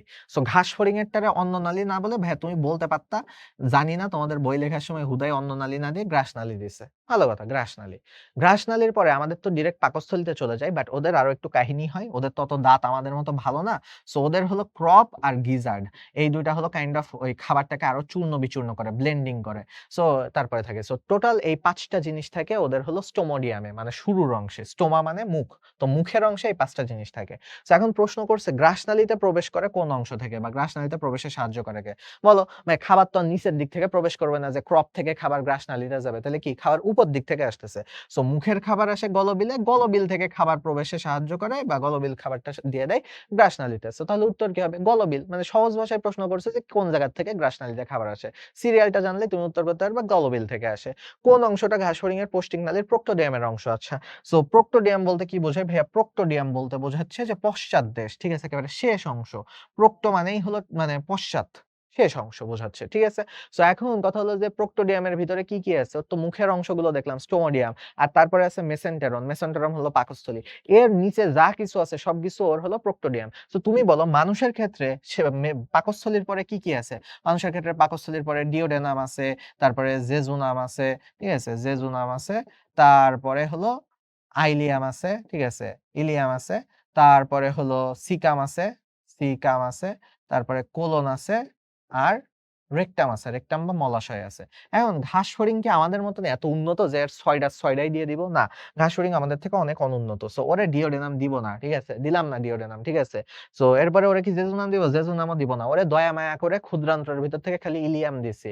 এরপর বৃহদান্ত্র। সো বৃহদান্ত্রে ওরে বাদ দেয়া শুরু করলাম সিকাম। এরপরে যখন ওরে আমি কোলন বাদ দিয়ে দিতে গেছি, ঘাস ফড়িং তখন আমার হাতে পায়ে ধরা শুরু করছে যে, "ভাই, ভাই সবই যদি বাদ দিয়ে দেন আর কি থাকবে?" তাই না? সো আমি ওরে দয়া মায়া করে ইলিয়াম রাখতে দিছি, কোলন আর রেকটাম রাখতে দিছি। সো আল্টিমেটলি এই ৩ টা জিনিস হলো ওর প্রক্টোডিয়াম বা পশ্চাৎ পার্টের অংশ। ঠিক আছে? সো তুমি তাহলে দেখো এখানে উত্তর কি হবে? ক্রপ হবে? ক্রপ হবে না। গলবিল হবে? হবে না। গিজার্ড হবে? হবে না। So rectum. রেকটাম হলো ওর প্রক্টোডিয়াম বা একেবারে শেষের অংশ। আরেকটা জিনিস জেনে রাখো হলো মেডিকেলে 3rd ইয়ারে আ একটা টেস্ট করা লাগে, প্রক্টোস্কোপ করা লাগে। ঠিক আছে? সো ওই যে যাদের অ্যানোরেক্টাল ফিস্টুলা মানে ফিস্টুলা না সরি, ওই যে আ হেমোরেজ-টেমোরেজ হয়। ঠিক আছে? পলিপ-টলিপ হইছে, কোন একটা গ্রোথ হইছে। ওকে? আ সো সেই ক্ষেত্রে হেমোরয়েডস হইছে। টয়লেটের সাথে রক্ত যায়। ওকে? সো তখন হলো ওদের প্রক্টোস্কোপ দিয়ে চেক করা লাগে যে হলো পশ্চাৎ দেশের ওই অংশটা যে ওখানে আসলে কি হইছে দেখা লাগে। সো এটাকে ওই টেস্টটাকে বলে প্রক্টোস্কোপি করা। প্রক্টোস্কোপ, স্কোপ মানে দেখা, মাইক্রোস্কোপ, স্কোপ মানে যেরকম দেখা এন্ডোস্কোপ, এন্ডোস্কোপ মানে কি ভিতরে দেখে। প্রক্টোস্কোপ মানে ওই জায়গাটা দেখা। ঠিক আছে? সো পশ্চাৎ দেশের ওই জায়গাটা অ্যানাসটা দেখা। সো তাহলে এই যে গল্প বললাম মনে থাকবে যে প্রক্টো মানেই হলো পশ্চাৎ দেশ, রেকটাম। ঠিক আছে? মলাশয়-টলাশয় এগুলো। আচ্ছা। সো এখন চলো দেখি ঘাস ফড়িং এর গ্যাস্ট্রিক সিকা। ভাই একটু আগে কি বললাম? গ্যাস্ট্রিক সিকা মানেই কিন্তু হেপাটিক সিকা। আবার ভাইবো না হেপাটিক মানে লিভার, হেপাটিক সিকা এক জিনিস, গ্যাস্ট্রিক সিকা আরেক জিনিস। হ্যাঁ, হেপাটিক মানে লিভার, গ্যাস্ট্রিক মানে পাকস্থলী। কিন্তু এই ঘাস ফড়িং এর ক্ষেত্রে হেপাটিক সিকাও যেটা, গ্যাস্ট্রিক সিকাও সেটা। তাহলে সংখ্যা কয়টা? ৬ জোড়া। সো তুমি তো ঢ্যাং, ঢ্যাং করে নাচতে, নাচতে ৬ খুঁজতেছো। তো ৬ তো নাই ভাইয়া। সো ৬ যদি থাকতো তুমি ১ম এই ৬ দাগায় দিতা। সো তাহলে চাইছে কয়টা? জোড়া চাই নাই। সো ১২ টা। তাই না? জোড়া যেহেতু না ১২ টা। প্রক্টোডিয়ামের অংশ নয় কোনটা? মাত্র পড়াইলাম। প্রক্টোডিয়ামের অংশ নয় গিজার্ড, তাই না? ইলিয়াম, কোলন আর রেকটাম এই ৩ টা তো প্রক্টোডিয়ামের অংশ। গিজার্ড তো উপরে ছিল। ঘাস ফড়িং এর পরিপাকনালীর ত্রিকোণাকার অংশটা কোনটা? আচ্ছা এই ছবি দিছি বাট ছবিটা হয়তো ভালো মতন দেখা যাচ্ছে না। ওই যে ১ম এ আছে কি? ১ম এ আছে মুখ, মুখছিদ্র। তারপরে আছে গলবিল, গলবিলের পরে আছে গ্রাসনালী, গ্রাসনালীর পরে আছে ক্রপ, ক্রপের পরে আছে গিজার্ড। সো এই গিজার্ডটা এরকম অনেকটা ত্রিভুজের মতন হয় এবং এই গিজার্ডটা হলো বেশ শক্ত হয়, ত্রিকোণাকার। বইতে ডিরেক্ট লেখাই আছে। এখন তুমি বলতে পারো যে ভাইয়া ক্রপ দেখেও তো অনেকটা কাইন্ড অফ ত্রিকোণাকার লাগতেছে। আচ্ছা এটা ত্রিকোণাকার না, এটা হলো মোচাকৃতির বলে। সো কাছাকাছি বাট পরীক্ষার হলে এই ২ টা শব্দকে আলাদা করে মনে রাখতে হবে। তাই না? এটাই তো পড়াশোনা। মোচা হলো ক্রপ আর ত্রিকোণাকার হলো গিজার্ড। ওকে? ত্রিকোণাকার হলো গিজার্ড। তাহলে এখন আমরা দেখলাম তো নামের সাথে মনে রাখতাম এইভাবে, মোচা ২ শব্দের, ক্রপও ২ শব্দের। মানে ২ জায়গা নিতেছে। মোচা, ক্রপ। আর ত্রিকোণ, ত্রিকোণ হলো ৩ শব্দ। ত্রিকোণ বা ত্রিভুজ ৩ টা শব্দ নিচ্ছে, ৩ টা ঘর নিচ্ছে, গিজার্ড ৩ টা ঘর নিচ্ছে। সো ত্রিকোণ বা ত্রিভুজ হলো গিজার্ড। এরপরে আসি যে ঘাস ফড়িং এর মেসেন্টেরন, হেপাটিক সিকার অন্তঃপ্রাচীর কোন পাতলা আবরণ দিয়ে আবৃত থাকে? এটা ডিরেক্ট মনে রাখো, এগুলোর ব্যাখ্যা মেইন ক্লাসে দেওয়া হবে। কলামনার, ঠিক আছে? মানে একটু উঁচু, উঁচু কোষগুলা থাকে। উঁচু, উঁচু কোষ কেন থাকে? যেন রসগুলো এখান থেকে বা খাবারটা এখান থেকে বের হয়ে না যেতে পারে। সো কলামনার কোষ এখানে থেকে যায়। ওকে? সো পাতলা আবরণ বাট কলামনার কোষ দিয়ে তৈরি করা হয়। আচ্ছা। এরপরে যদি আমরা আসি যে অ্যালারি পেশির বৈশিষ্ট্য কি? আচ্ছা যারা অ্যালারি পেশি শুনে লাফ দিছো যে ভাই হুট করে ভুলে গেছি মনে পড়তেছে না। তাদের মনে করায় দিই। অ্যালারি পেশি হলো হার্টে থাকে। ঠিক আছে? সো ওদের হার্ট তো এরকম খুবই সুন্দর, তাই না? হার্ট একেবারে সুন্দর। সো এই সুন্দর হার্ট কি এরকম ৭ টা প্রকোষ্ঠ থাকে। সো ৩ টাই আঁকাইলাম। জায়গা যেহেতু কম মেইন ক্লাসে আরো দেখানো হবে। সো এই হার্ট গুলোর উপর দিয়ে মনে আছে কিনা এরকম করে হলো ত্রিভুজাকার কয়েকটা হলো পেশি ছিল। ঠিক আছে? এরকম ত্রিভুজাকার প্রত্যেকটা প্রকোষ্ঠের এখানে একটা ত্রিভুজাকার করে পেশি ছিল। তো ওই পেশিগুলাকে বলা হতো অ্যালারি পেশি। ঠিক আছে? ওই পেশিগুলাকে বলা হতো অ্যালারি পেশি। সো এখন তুমি দেখো অ্যালারি পেশি তাহলে হার্টের পেশি, হৃৎপিণ্ড রিলেটেড। হৃৎপিণ্ডের পার্শ্বীয় অঙ্কিদেশ থেকে যুক্ত। পার্শ্বীয় অঙ্কীয় দেশ মানে কি?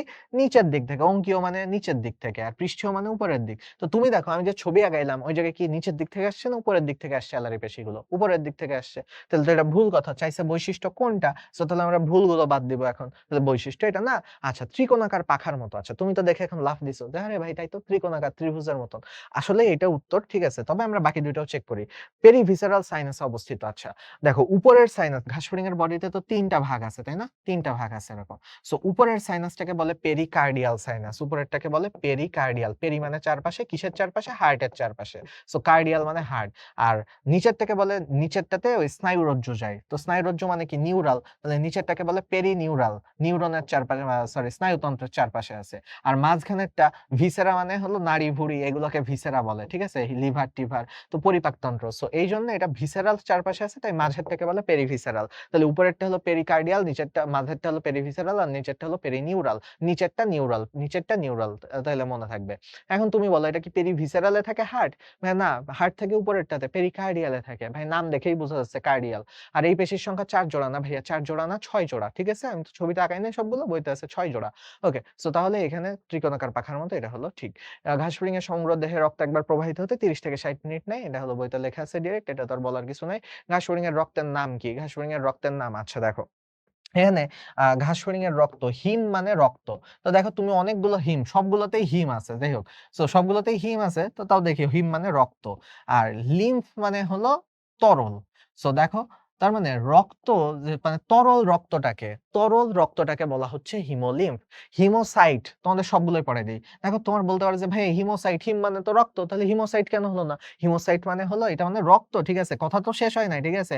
আমি তোমাকে বললাম যে ঠিক আছে আ যে আ মেডিকেলে চান্স পেতে পড়াশোনা করা লাগে না। ঠিক আছে? না সরি আমি তোমাকে বললাম যে, "আরে কলেজে উঠে তো পড়াশোনা করাই লাগে না।" কলেজে উঠে তো পড়াশোনা করাই লাগে না। তুমি তো আমার এইটুকু কথা শুনে ঢ্যাং, ঢ্যাং করে নাচতে চলে গেছো।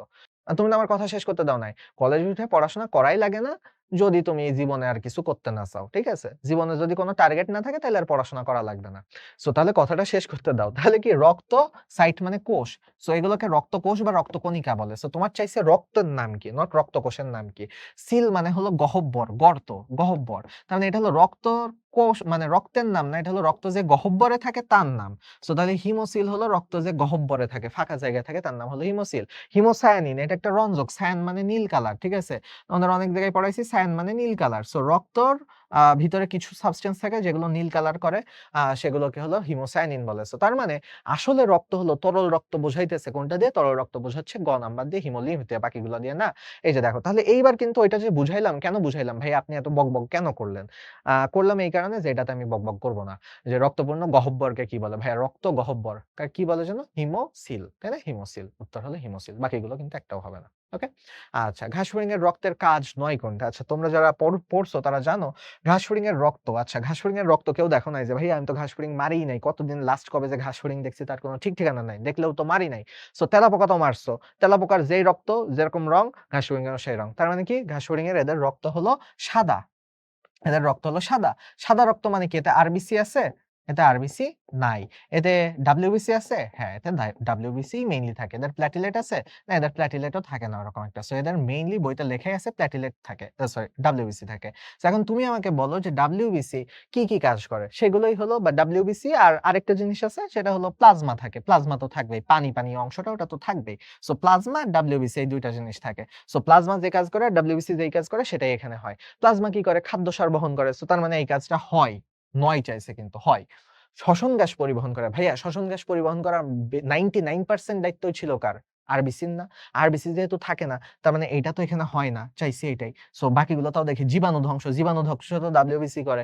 কোষের অভিস্রবণ, ভাই অভিস্রবণ তো পানি থাকলেই হচ্ছে, প্লাজমা থাকলেই হচ্ছে। সো অভিস্রবণও হয়ে যাচ্ছে। এটা নিয়েও কোনো ইস্যু নাই। সো উত্তর হলো কিন্তু আসলে এইটা যে হ্যাঁ, কোনটা নয়। ঠিক আছে? কারণ কি ওর আরবিসি নাই দেখে ওর কোনো শ্বাসরঞ্জক নাই, হিমোগ্লোবিন নাই, লাল হচ্ছে না রক্ত।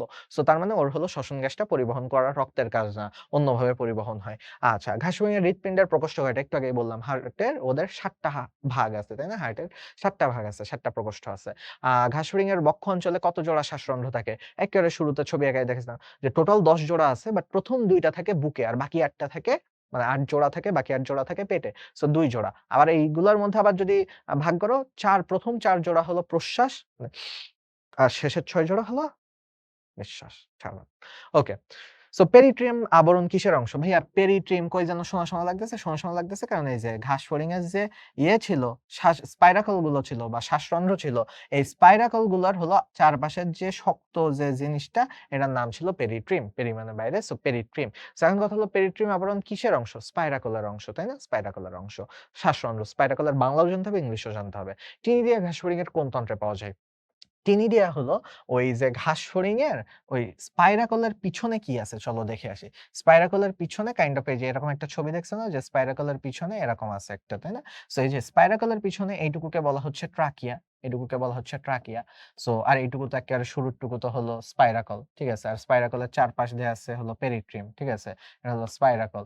আর স্পাইরাকলের চারপাশ দিয়ে আছে কি? পেরিট্রিয়াম আছে। চারপাশ দিয়ে আছে পেরিট্রিয়াম। সো এখন কথা হলো তোমার আ কি যেন বলতেছিলাম যে হ্যাঁ, এই ট্রাকিয়ার এখানে আবার একটু শক্ত কিছু আবরণ আছে। ট্রাকিয়ার উপর দিয়ে ট্রাকিয়াও তো ভিতরে চুপসায় যেতে পারত। সো ট্রাকিয়ার উপর দিয়েও কিছু আবরণ তৈরি করা হইছে। ওকে? ট্রাকিয়ার উপর দিয়েও যে আবরণটা তৈরি করা হইছে এটার নাম হলো টিনিডিয়া। ঠিক আছে? এটার নাম হলো টিনিডিয়া। সো এখন কথা হলো যে এই যে টিনিডিয়া, তার মানে টিনিডিয়া কোথায় পাওয়া যায় আসলে দিন শেষে? কি নিয়ে কথা বলতেছি? ট্রাকিয়া, ফ্রাকিয়া, ট্রাকিয়া এগুলো কি রেচনতন্ত্র, পরিপাকতন্ত্র? না, শ্বসনতন্ত্র। শ্বসনতন্ত্রের অংশ এগুলো। তাহলে এবার আসি নিচের কোনটা ঘাসফড়িং এর শ্বসনতন্ত্রের অংশ নয়?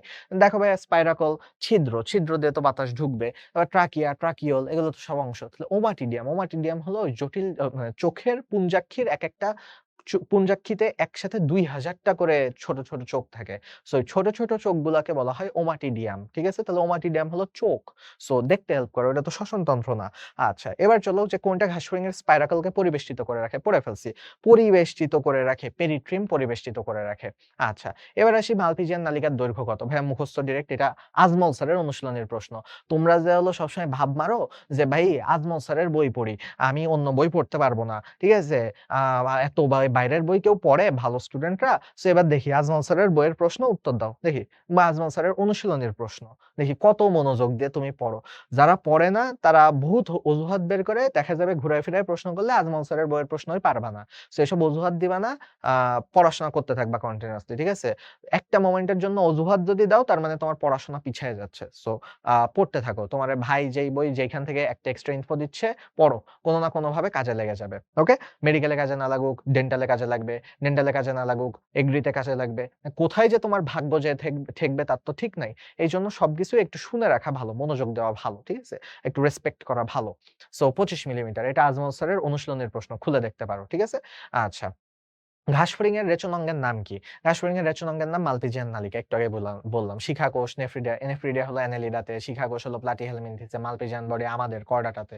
সো এইটা গেল। ঘাসফড়িং এর শ্রবণ অঙ্গের নাম কি? ভাই আমাদেরও শ্রবণ অঙ্গে কিন্তু এটা আছে। শ্রবণ অঙ্গ এই যে কানের, আমাদেরও কিন্তু এই যে কানের ভিতরে এটারে তো বলে বহিকর্ণ, ওই যে কর্ণছত্র, ঠিক আছে? কানের ছাতা, ছত্র, কর্ণছত্র।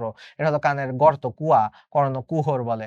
আর এগুলোর পরে যে পর্দাটা আছে এই পর্দাটাকে বলা হয়, এমনিতে বলে যে কানের পর্দা, আর ইংলিশে বলে এটাকে টিম্প্যানিক মেমব্রেন। সো আমাদেরও যেরকম টিম্প্যানিক মেমব্রেন হেল্প করে শুনতে, ওদেরও টিম্প্যানিক মেমব্রেন বা বাংলা করলে কি হয় টিম্প্যানিক পর্দা হয়। সো ওদেরও এই টিম্প্যানিক পর্দা বা টিম্প্যানিক মেমব্রেন থাকে, তাহলে ওদেরও শ্রবণ অঙ্গের নাম হলো আমাদের যেটা আছে ওদেরও সেটাই আছে। সো টিম্প্যানিক পর্দা, বাট ওদেরটা হলো পেটের এইখানে আছে। ঠিক আছে? ওদেরটা পেটের এইখানে আছে। সো এখন চলো যাই, ওমাটিডিয়ামের কোন অংশে আলো প্রবেশে সাহায্য করে? এটা ডিরেক্ট অনুশীলনের প্রশ্ন। এখানে কোন গুতাগুতি করার কোন সম্ভাবনা মানে সুযোগ নাই। এক্কেবারে হুবহু বইয়ের লাইন উঠাইয়া দিছে। এটাতে লজিক্যালি অনেক কিছুই বলতে পারে যে ভাইয়া কর্নিয়াও তো হেল্প করে। আমি তোমার সাথে একমত, কর্নিয়া হেল্প করে। কর্নিয়া জেন কোষ হেল্প করে না? কর্নিয়া জেন কোষ কর্নিয়া তৈরি করতে হেল্প করে। সো হচ্ছে না। তো ভাইয়া এটাই তো উত্তর হওয়ার কথা। ক্রিস্টালাইন কোন কোষ তো হেল্প করে না। ঠিক আছে? এটা হওয়ার কথা না, কিন্তু তোমাদের আমি এটা ডাবল চেক করছি। আজমল স্যারের বইয়ের প্রশ্ন। আজমল স্যার অনুশীলনীতে ক্রিস্টালাইন কোন হলো উত্তর দিছে। এটা হওয়ার কথা না, এটা হওয়ার কথা না। ভুল দিছে, কিন্তু আজমল স্যারই সঠিক। যদি হুবহু এই প্রশ্ন থাকে, হুবহু এই অপশন থাকে, খ দিতে হবে, মার্ক যদি পেতে চাও। ঠিক আছে? সো আর যদি অপশন-টপশন চেঞ্জ হয়েছে, তার মানে স্যাররা বানায় দিছে, অনুশীলনী থেকে হুবহু উঠায় দেয় নাই। মানে বুঝবা কেমনে যে অনুশীলনী থেকে উঠায় দিছে? এই যে বুঝবা যদি হুবহু অপশন এরকম থাকে। অপশন চেঞ্জ করে দিলে তার মানে তো এটা হুবহু উঠায় নাই। আচ্ছা, কোনটি ঘাসফড়িং এর প্রতিসরণশীল অঙ্গ হিসেবে কাজ করে? প্রতিসরণশীল অঙ্গ হিসেবে কাজ করে ক্রিস্টালাইন কোন? ওই যে এগুলো ছবিতে দেখবা যে উপরেরটা হলো কর্নিয়া, তার নিচে থাকে কর্নিয়া জেন কোষ, ২ টা এরকম থাকে। তারপর ক্রিস্টালাইন কোন থাকে, ক্রিস্টালাইন কোণের চারপাশে এরকম কোষ থাকে। তারপর নিচের দিকে আসছে র‍্যাবডোম আসছে, ঠিক আছে? এরকম র‍্যাবডোম গুলা এরকম আসছে।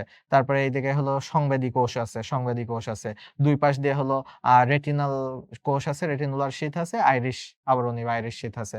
সো এই যে এইটা হলো অনেকটা ওই যে প্রিজমের মতো লাগতেছে না, যে কাঁচের প্রিজম যেটার ভিতর দিয়ে আলো ঢুকলে, ফিজিক্সে পড়ছো, ফিজিক্সের সেকেন্ড পেপারে চ্যাপ্টার 7 এ যে আলো পড়লে আলো ভাগ হয়ে যাচ্ছে, কাইন্ড অফ ওইটার মতো না, প্রিজমের মতো। সো এই প্রিজমটা মতো যেটা দেখতে, এটাই প্রতিসরণে হেল্প করে। প্রিজম তো প্রতিসরণ করতে আলো, তাই না? সো ক্রিস্টালাইন কোন এটার নাম। কোন আকৃতির, কোন আইসক্রিমের মতো। ঘাসফড়িং এর সুপারপজিশন দর্শনে কোনটা সাহায্য করে? ভাই এত শর্টে সুপারপজিশন তোমারে বোঝানো সম্ভব না। তবে তোমারে আমি বলি, সুপারপজিশনে ঘাসফড়িং ওই যে কম আলোতে সুপারপজিশন দেখে, আর এটাতে ঘোলা, ঘোলা দেখে, মানে অস্বচ্ছ দেখে। মানে সুপারপজিশন দেখা হলো খারাপ। নাম সুপার হলেও কাম সুপার না। ঠিক আছে? নাম সুপার হলেও কাম সুপার না। সো এখন তাহলে ঘোলা, ঘোলা দেখে। তো এইখানে আ আইরিশ আবরণী সংকুচিত থাকে। এটা মেইন ক্লাসে যেই পড়াক না কেন দেখবা যে এটা তোমার একেবারে ডিটেইলসে খাওয়ায় বুঝায় দিছে। সো যদি কেউ শর্টকাট চাও, সো ভাই মনে রেখো দন্তস্ব সুপার পজিশনে সংকুচিত থাকে। আর অ্যাপোজিশনে প্রসারিত থাকে। ঠিক আছে? দন্ত দন্তস্ব। আচ্ছা, এটাও ডিরেক্ট মুখস্থ। ভাঁজ ডিফারেন্স পুরুষ জননাঙ্গের একটা অংশ ঘাসফড়িং এর। সো ভাঁজ ডিফারেন্স হলো নবম খণ্ডকে মিলিত হয়। বললাম না পেটে ১১ টা খণ্ড থাকে। সো জননাঙ্গ ভাই তো এক্কেবারে শেষের দিকেই থাকবে। এমন তো না জননাঙ্গ বুকের কাছাকাছি থাকবে। থাকে জননাঙ্গ বুকের কাছাকাছি? সো থাকবে না। জননাঙ্গ তো আরো নিচের দিকে থাকবে। সো তাহলে এই নবম খণ্ডকে একেবারে শেষে ১১ র আগে ৯ এ থাকে ওদের ভাঁজ ডিফারেন্স মিলিত হয়। কোনটি ঘাসফড়িং এর স্ত্রী জননতন্ত্রের অংশ? আচ্ছা দেখো, স্ত্রী জননতন্ত্রের অংশ তুমি এখন অপশনে শুক্র দেখেই বুঝতেছো, আরে ভাই শুক্রাণু তো আগেই বাদ। তাহলে ক্ষেপণ নালী হবে মনে হয়, দিয়ে দেই। ভাই ক্ষেপণ নালী দিয়ে ও কি করবে? ডিম্বাণু ছুঁড়ে মারবে, ক্ষেপণ করবে, ডিম্বাণু ছুঁড়ে মারবে। ভাই তুমি তাহলে ১ম এই ভুল করে ফেলছো। ডাব্বা। ঠিক আছে? তো দেখো, ক্ষেপণ নালী আসলে পুরুষেরই অংশ। কারণ শুক্রাণু বডি থেকে বের করে দেওয়া লাগে। ক্ষেপণ নালী দিয়ে বের করে। শুক্রনালীও পুরুষেরই অংশ। সো এটা স্ত্রীর অংশ না। শুক্রথলি আর শুক্রধানী। শুক্রথলি ধানী ২ টাই কিন্তু আসলে একই রকম কথা বোঝাচ্ছে, তাই না?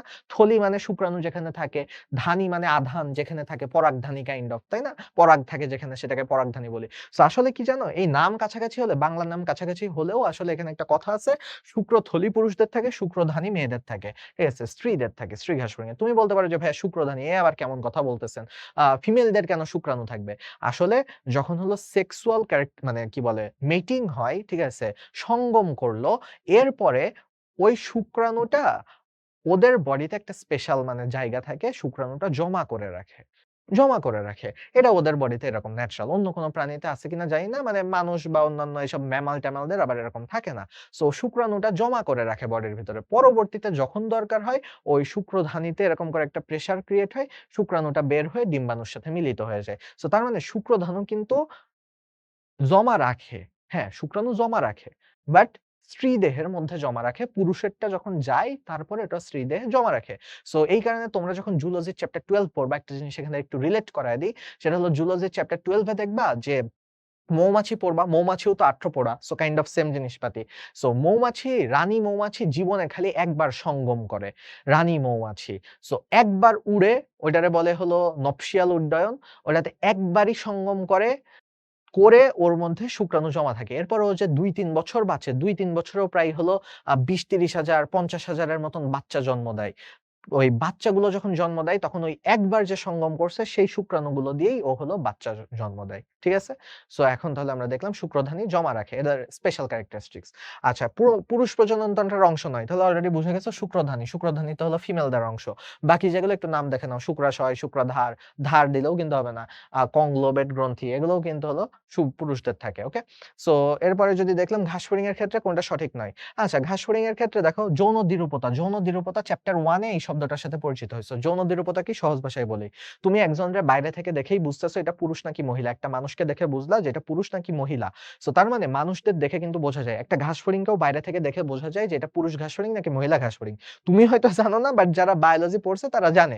সো এদের তার মানে আসলেই যৌন দ্বিরূপতা বিদ্যমান। মানে ২ টা রূপ আছে যৌনর উপরে ভিত্তি করে। যেই যৌন মানে যেই হলো পুরুষ বা স্ত্রী যৌনতার উপর ভিত্তি করে ২ টা রূপ আছে। সো কথা ঠিক আছে। ডিম সেন্ট্রোলেসিথাল। লেসিথাল মানে কুসুম, সেন্ট্রো মানে মাঝ বরাবর। সো এদের ডিম হলো মাঝখানে কুসুম থাকে। হ্যাঁ, কথা ঠিক আছে। মাঝখানে কুসুম থাকে। রূপান্তর অসম্পূর্ণ। রূপান্তর অসম্পূর্ণ মানে কি? এরা এক্কেবারে হলো শুঁয়োপোকা থেকে প্রজাপতি হয়ে যাচ্ছে না। যদি শুঁয়োপোকা থেকে প্রজাপতি হয়ে যেত সেটা হলো সম্পূর্ণ রূপান্তর। কিন্তু ঘাসফড়িং কি? ছোট ঘাসফড়িং থেকে বড় ঘাসফড়িং হয়। সো তার মানে কি? আ পুরোপুরি চেঞ্জ হচ্ছে না। পুরোপুরি চেঞ্জ না হলে কি? একটু সহজ ভাষায় বলো। পুরোপুরি চেঞ্জ হচ্ছে না। অসম্পূর্ণভাবে চেঞ্জ হচ্ছে। চেঞ্জ এর বাংলা করো রূপান্তর। অসম্পূর্ণ রূপান্তর হচ্ছে। শরৎকালে ডিম দেয়। কথা তো ঠিক আছে। এটাও ঠিক আছে। বইতে পড়ছো শরৎকালে ডিম দেয়। সো আসলে এখন দেখো ভাই স্যাডলি কোন ভুল খুঁজে পেলাম না। আসলে এখানে কোন দেখো কোনটাই মার্ক করে নাই। কারণ এখানে প্রত্যেকটাই সঠিক। এটাতে আসলে ভুল নাই। সবগুলোই ঠিক দিয়ে ফেলছিল। আচ্ছা। ঘাসফড়িং এর ওভিপোজিটর এর কি কাজে ব্যবহার করে? ভাইয়া ওভি শব্দটাই আসছে ভাই ওভাম থেকে। সো তার মানে হলো ডিম্বাণু রিলেটেড কিছু একটা। সো ভাই ওভিপোজিটর ডিম্বাণু রিলেটেড কিছু ভাই। এটা দিয়ে কেন লালা নিঃসরণ করবে? কেন বর্জ্য নিষ্কাশন করবে? কেন শ্বাস নিবে? তাই না ভাই? বহুত জিনিস আছে এইসব করার জন্য। ডিম্বাণু ত্যাগ করে, ওভাম ত্যাগ করে। ওভাম মানে ডিম্বাণু। সো ইংলিশটা শিখতে হবে। সো এইবার যদি আসি ডিম্বাণু কি ধরনের? মাত্র পড়াইলাম সেন্ট্রোলেসিথাল। কুসুমটা মাঝ বরাবর থাকে। আচ্ছা।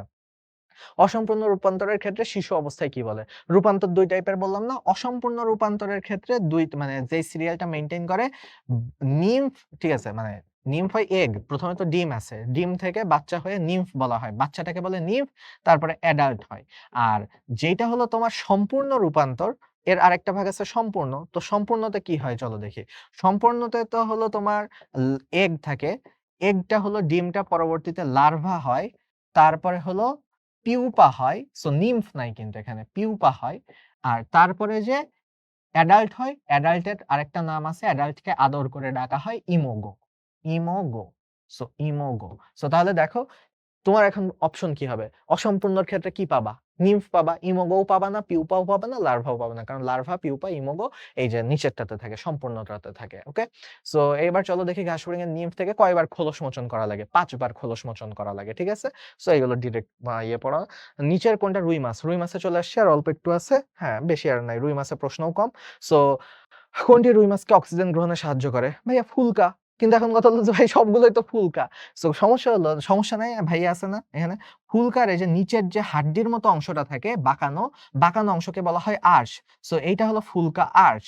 এই ফুলকা আর্চের থেকে একটা কাঁটা মতন বের হয়। এই কাঁটাটাকে বলা হয় ফুলকা রেকার।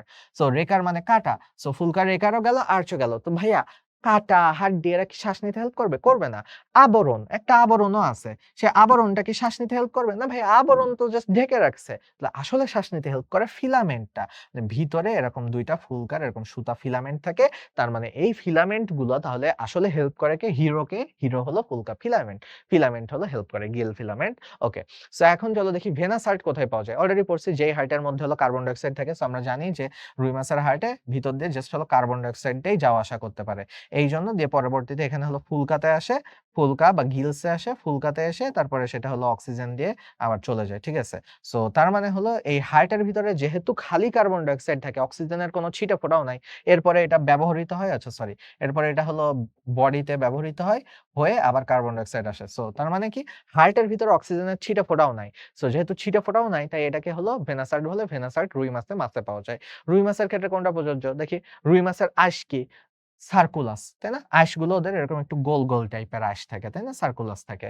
হেটারোসার্কাল মানে কি একটা লেজ বড় আর একটা লেজ ছোট। সো এটা তো হাঙরে থাকে, কনড্রিক্টিসে থাকে, এটা হবে না। ডেন্টাইন থাকে না এদের। বারবেল থাকে? হ্যাঁ। রুই মাছের মুখে কথা হলো যে রুই মাছের মুখে এরকম করে ২ টা যে মতন থাকে, ঠিক আছে? মানে ছোট্ট তুন্ড মতন থাকে, ঠিক আছে? ওইটাকে বারবেল বলে। খুবই ছোট থাকে। সো তার মানে আসলে ক আর ঘ এখানে ২ টা সঠিক উত্তর, ঠিক আছে? ক আর ঘ ২ টাই সঠিক উত্তর। বইতে যদিও খালি ঘ দেওয়া ছিল বাট আসলে ২ টাই সঠিক উত্তর। বারবেলও থাকে মুখে আর সার্কুলাসটা হলো আইস। ওকে। রুই মাছের ফুলকা সংখ্যা কত? ৪ জোড়া। ওই যে ছবিও আঁকাইছো, তাই না? ছবিও আঁকাইছো না এরকম করে ৪ টা ছবি আঁকাইতা আর উপরে একটা সিউডো ব্রাঙ্ক দিতা, তাই না? বলতা যে এটা হলো সিউডো মানেই তো মিথ্যা। সো এটা হলো অন্যরকম হতো একটু। সো মেইনলি হলো এই ১ম জোড়া, ২য় জোড়া, তৃতীয় জোড়া, চতুর্থ জোড়া। সো তাহলে ৪ জোড়া। এরপরে আসি রুই মাছের কানকর পেছনের পাখনাকে কি বলে? ভাইয়া কানকোর পিছনে রুই মাছ আঁকায়। সো কানকো এখানে। কানকোর পিছনে যে পাখনা থাকে এটা তো কাইন্ড অফ ওর বুকের কাছাকাছি চলে আসছে। কানকো মনে করো গলা আর এইখানে যে পাখনা আছে হাত এই জায়গাটায় ওর পাখনা আছে। ওর তো আর হাত নাই, পাখনা আছে। সো তাহলে এটাকে কি পাখনা বলে? বক্ষ পাখনা বলে। বুকের পাখনা, বক্ষ পাখনা বলে। ওকে? সো তারপরে যদি আসি প্রধান চলন পাখনা ভাইয়া চলতেছেও কি দিয়ে? এরকম করে সাঁতার কাটতেছে। ও লেজ দিয়ে আর বাকিগুলো দিয়ে তো কন্ট্রোল করতেছে কোন দিকে যাবে। সো তাহলে পুচ্ছ পাখনা। এরপরে রুই মাছের দেহের অঙ্কীয় তলে কয়টা ছিদ্র থাকে? আচ্ছা যারা জানো না তারা পড়ে নাও, মেইন ক্লাসে এগুলো সব শিখবা। ৩ টা ছিদ্র পরপর এরকম সাজানো থাকে। ৩ টা ছিদ্র মনে রাখার টেকনিক হলো পাঁজর, তাই না? বুকের পাঁজর পড়ছো না? পাঁজর দিয়ে মনে রাখবা। সিরিয়ালি মুখস্থ হয়ে যাবে। ৩ টা ছিদ্র আছে। পায়ু, জনন, রেচন। একটা দিয়ে টয়লেট করে, হাগু করে। একটা দিয়ে হলো জনন, প্রজনন করে, বাচ্চা-কাচ্চা পয়দা করে, ডিম ছাড়ে। আর আরেকটা হলো রেচন। এটা দিয়ে হলো হিসু করে, টয়লেট করে। মানে ২ টাইপের টয়লেট তো, তাই না? সো তাহলে সলিড আর লিকুইড। তো তাহলে পাঁজর, পায়ু, জনন, রেচন। তাহলে ৩ টা ছিদ্র আছে। ওকে? ৩ টা ছিদ্র আছে। রুই মাছে কয় ধরনের যুগ্ম পাখনা থাকে? ওর হলো বুকের যে পাখনা দেখাইলাম, হাতের মতো এটা ২ টা থাকে। আর পায়ের মতন যে পাখনা থাকে, শ্রোণিতে যে পাখনাটা থাকে এটা ২ টা থাকে। তার মানে ওর কিন্তু ৫ রকম পাখনার মধ্যে ৩ টা হলো দিয়ে দেখো। পৃষ্ঠ, পৃষ্ঠ পাখনা এটা একটা থাকে, পিঠে একটা থাকে মাঝ বরাবর। তারপরে পায়ু পাখনা, পায়ু ছিদ্রের কাছাকাছি থাকে, এইটা একটা থাকে। আর আরেকটা হলো পুচ্ছ পাখনা।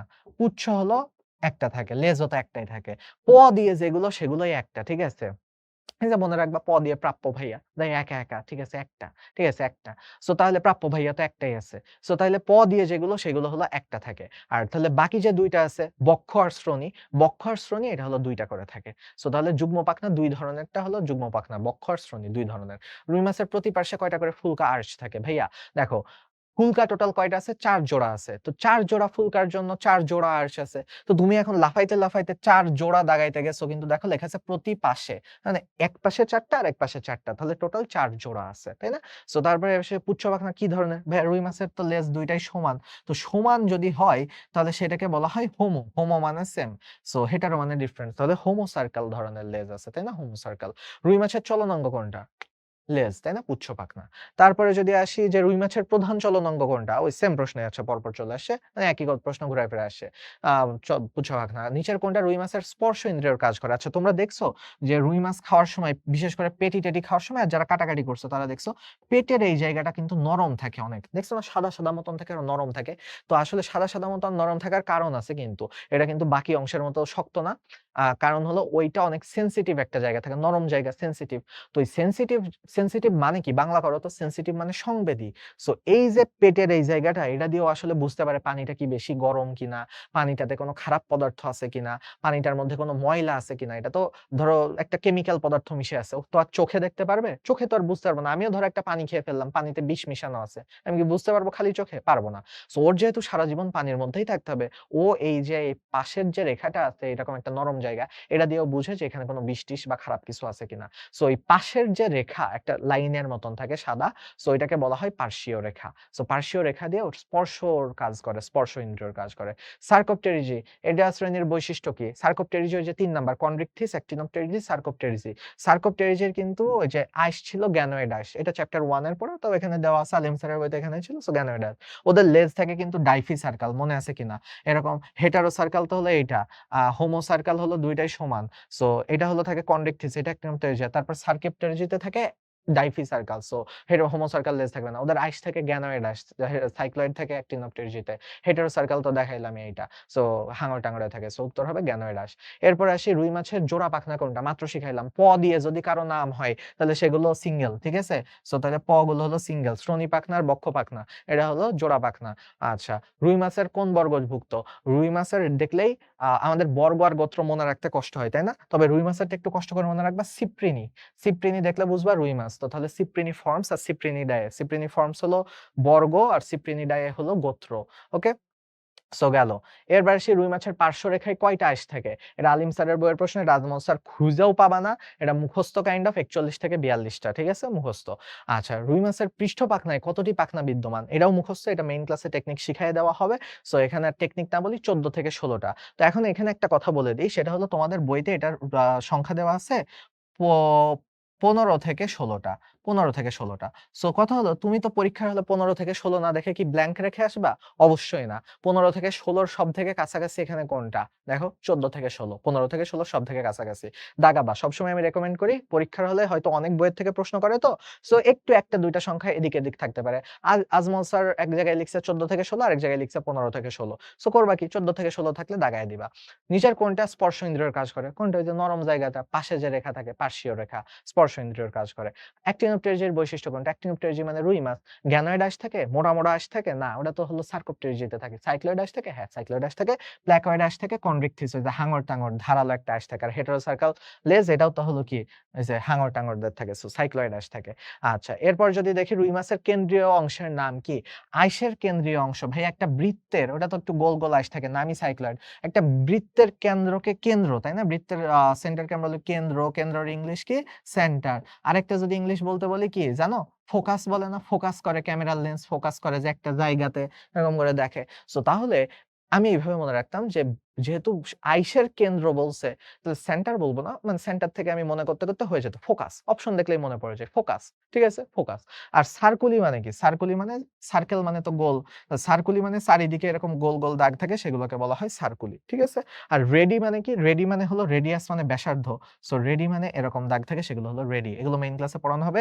এটা হলো ফোকাস, এগুলো হলো সার্কুলি, এগুলো হলো রেডি। দেখছো? সহজ কিন্তু। একটা বৃত্তর যদি ইংলিশ পারতা তুমি ছোটবেলার থেকে, ছোটবেলার থেকেও না, আমি অ্যাডমিশনের টাইমে যেই শিখছিলাম। তুমি যদি ইংলিশটা একটু মনোযোগ দাও যে, আচ্ছা ভাইয়া দেখি তো এটা বৃত্তের ইংলিশগুলো পড়ি, তখন কিন্তু পড়া হয়ে যাচ্ছে। ওকে?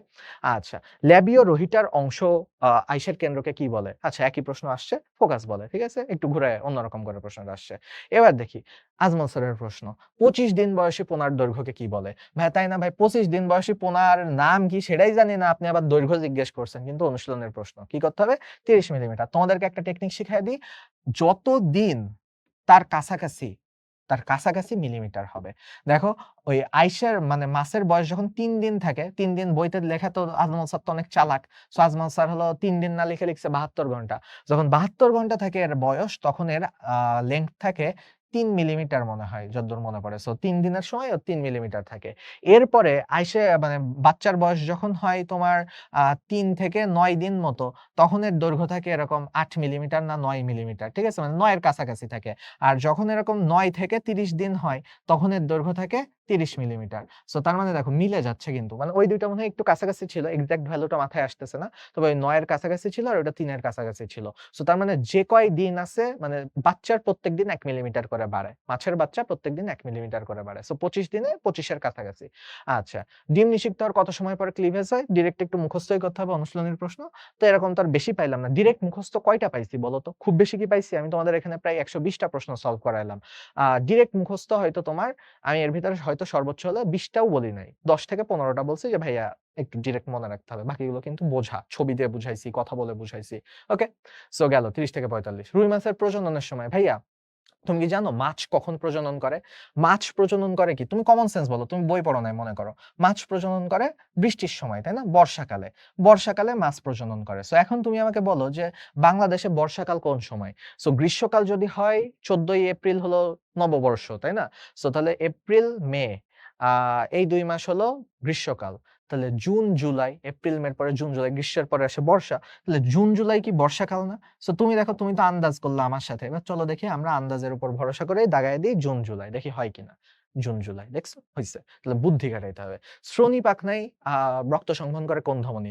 যারা চ্যাপ্টার 7 পড়ছো, জুলজি হাড্ডির চ্যাপ্টার পড়ছো, তারা জানো যে আমাদের হিপ বোন বা শ্রোণীতে থাকে ৩ টা জিনিস।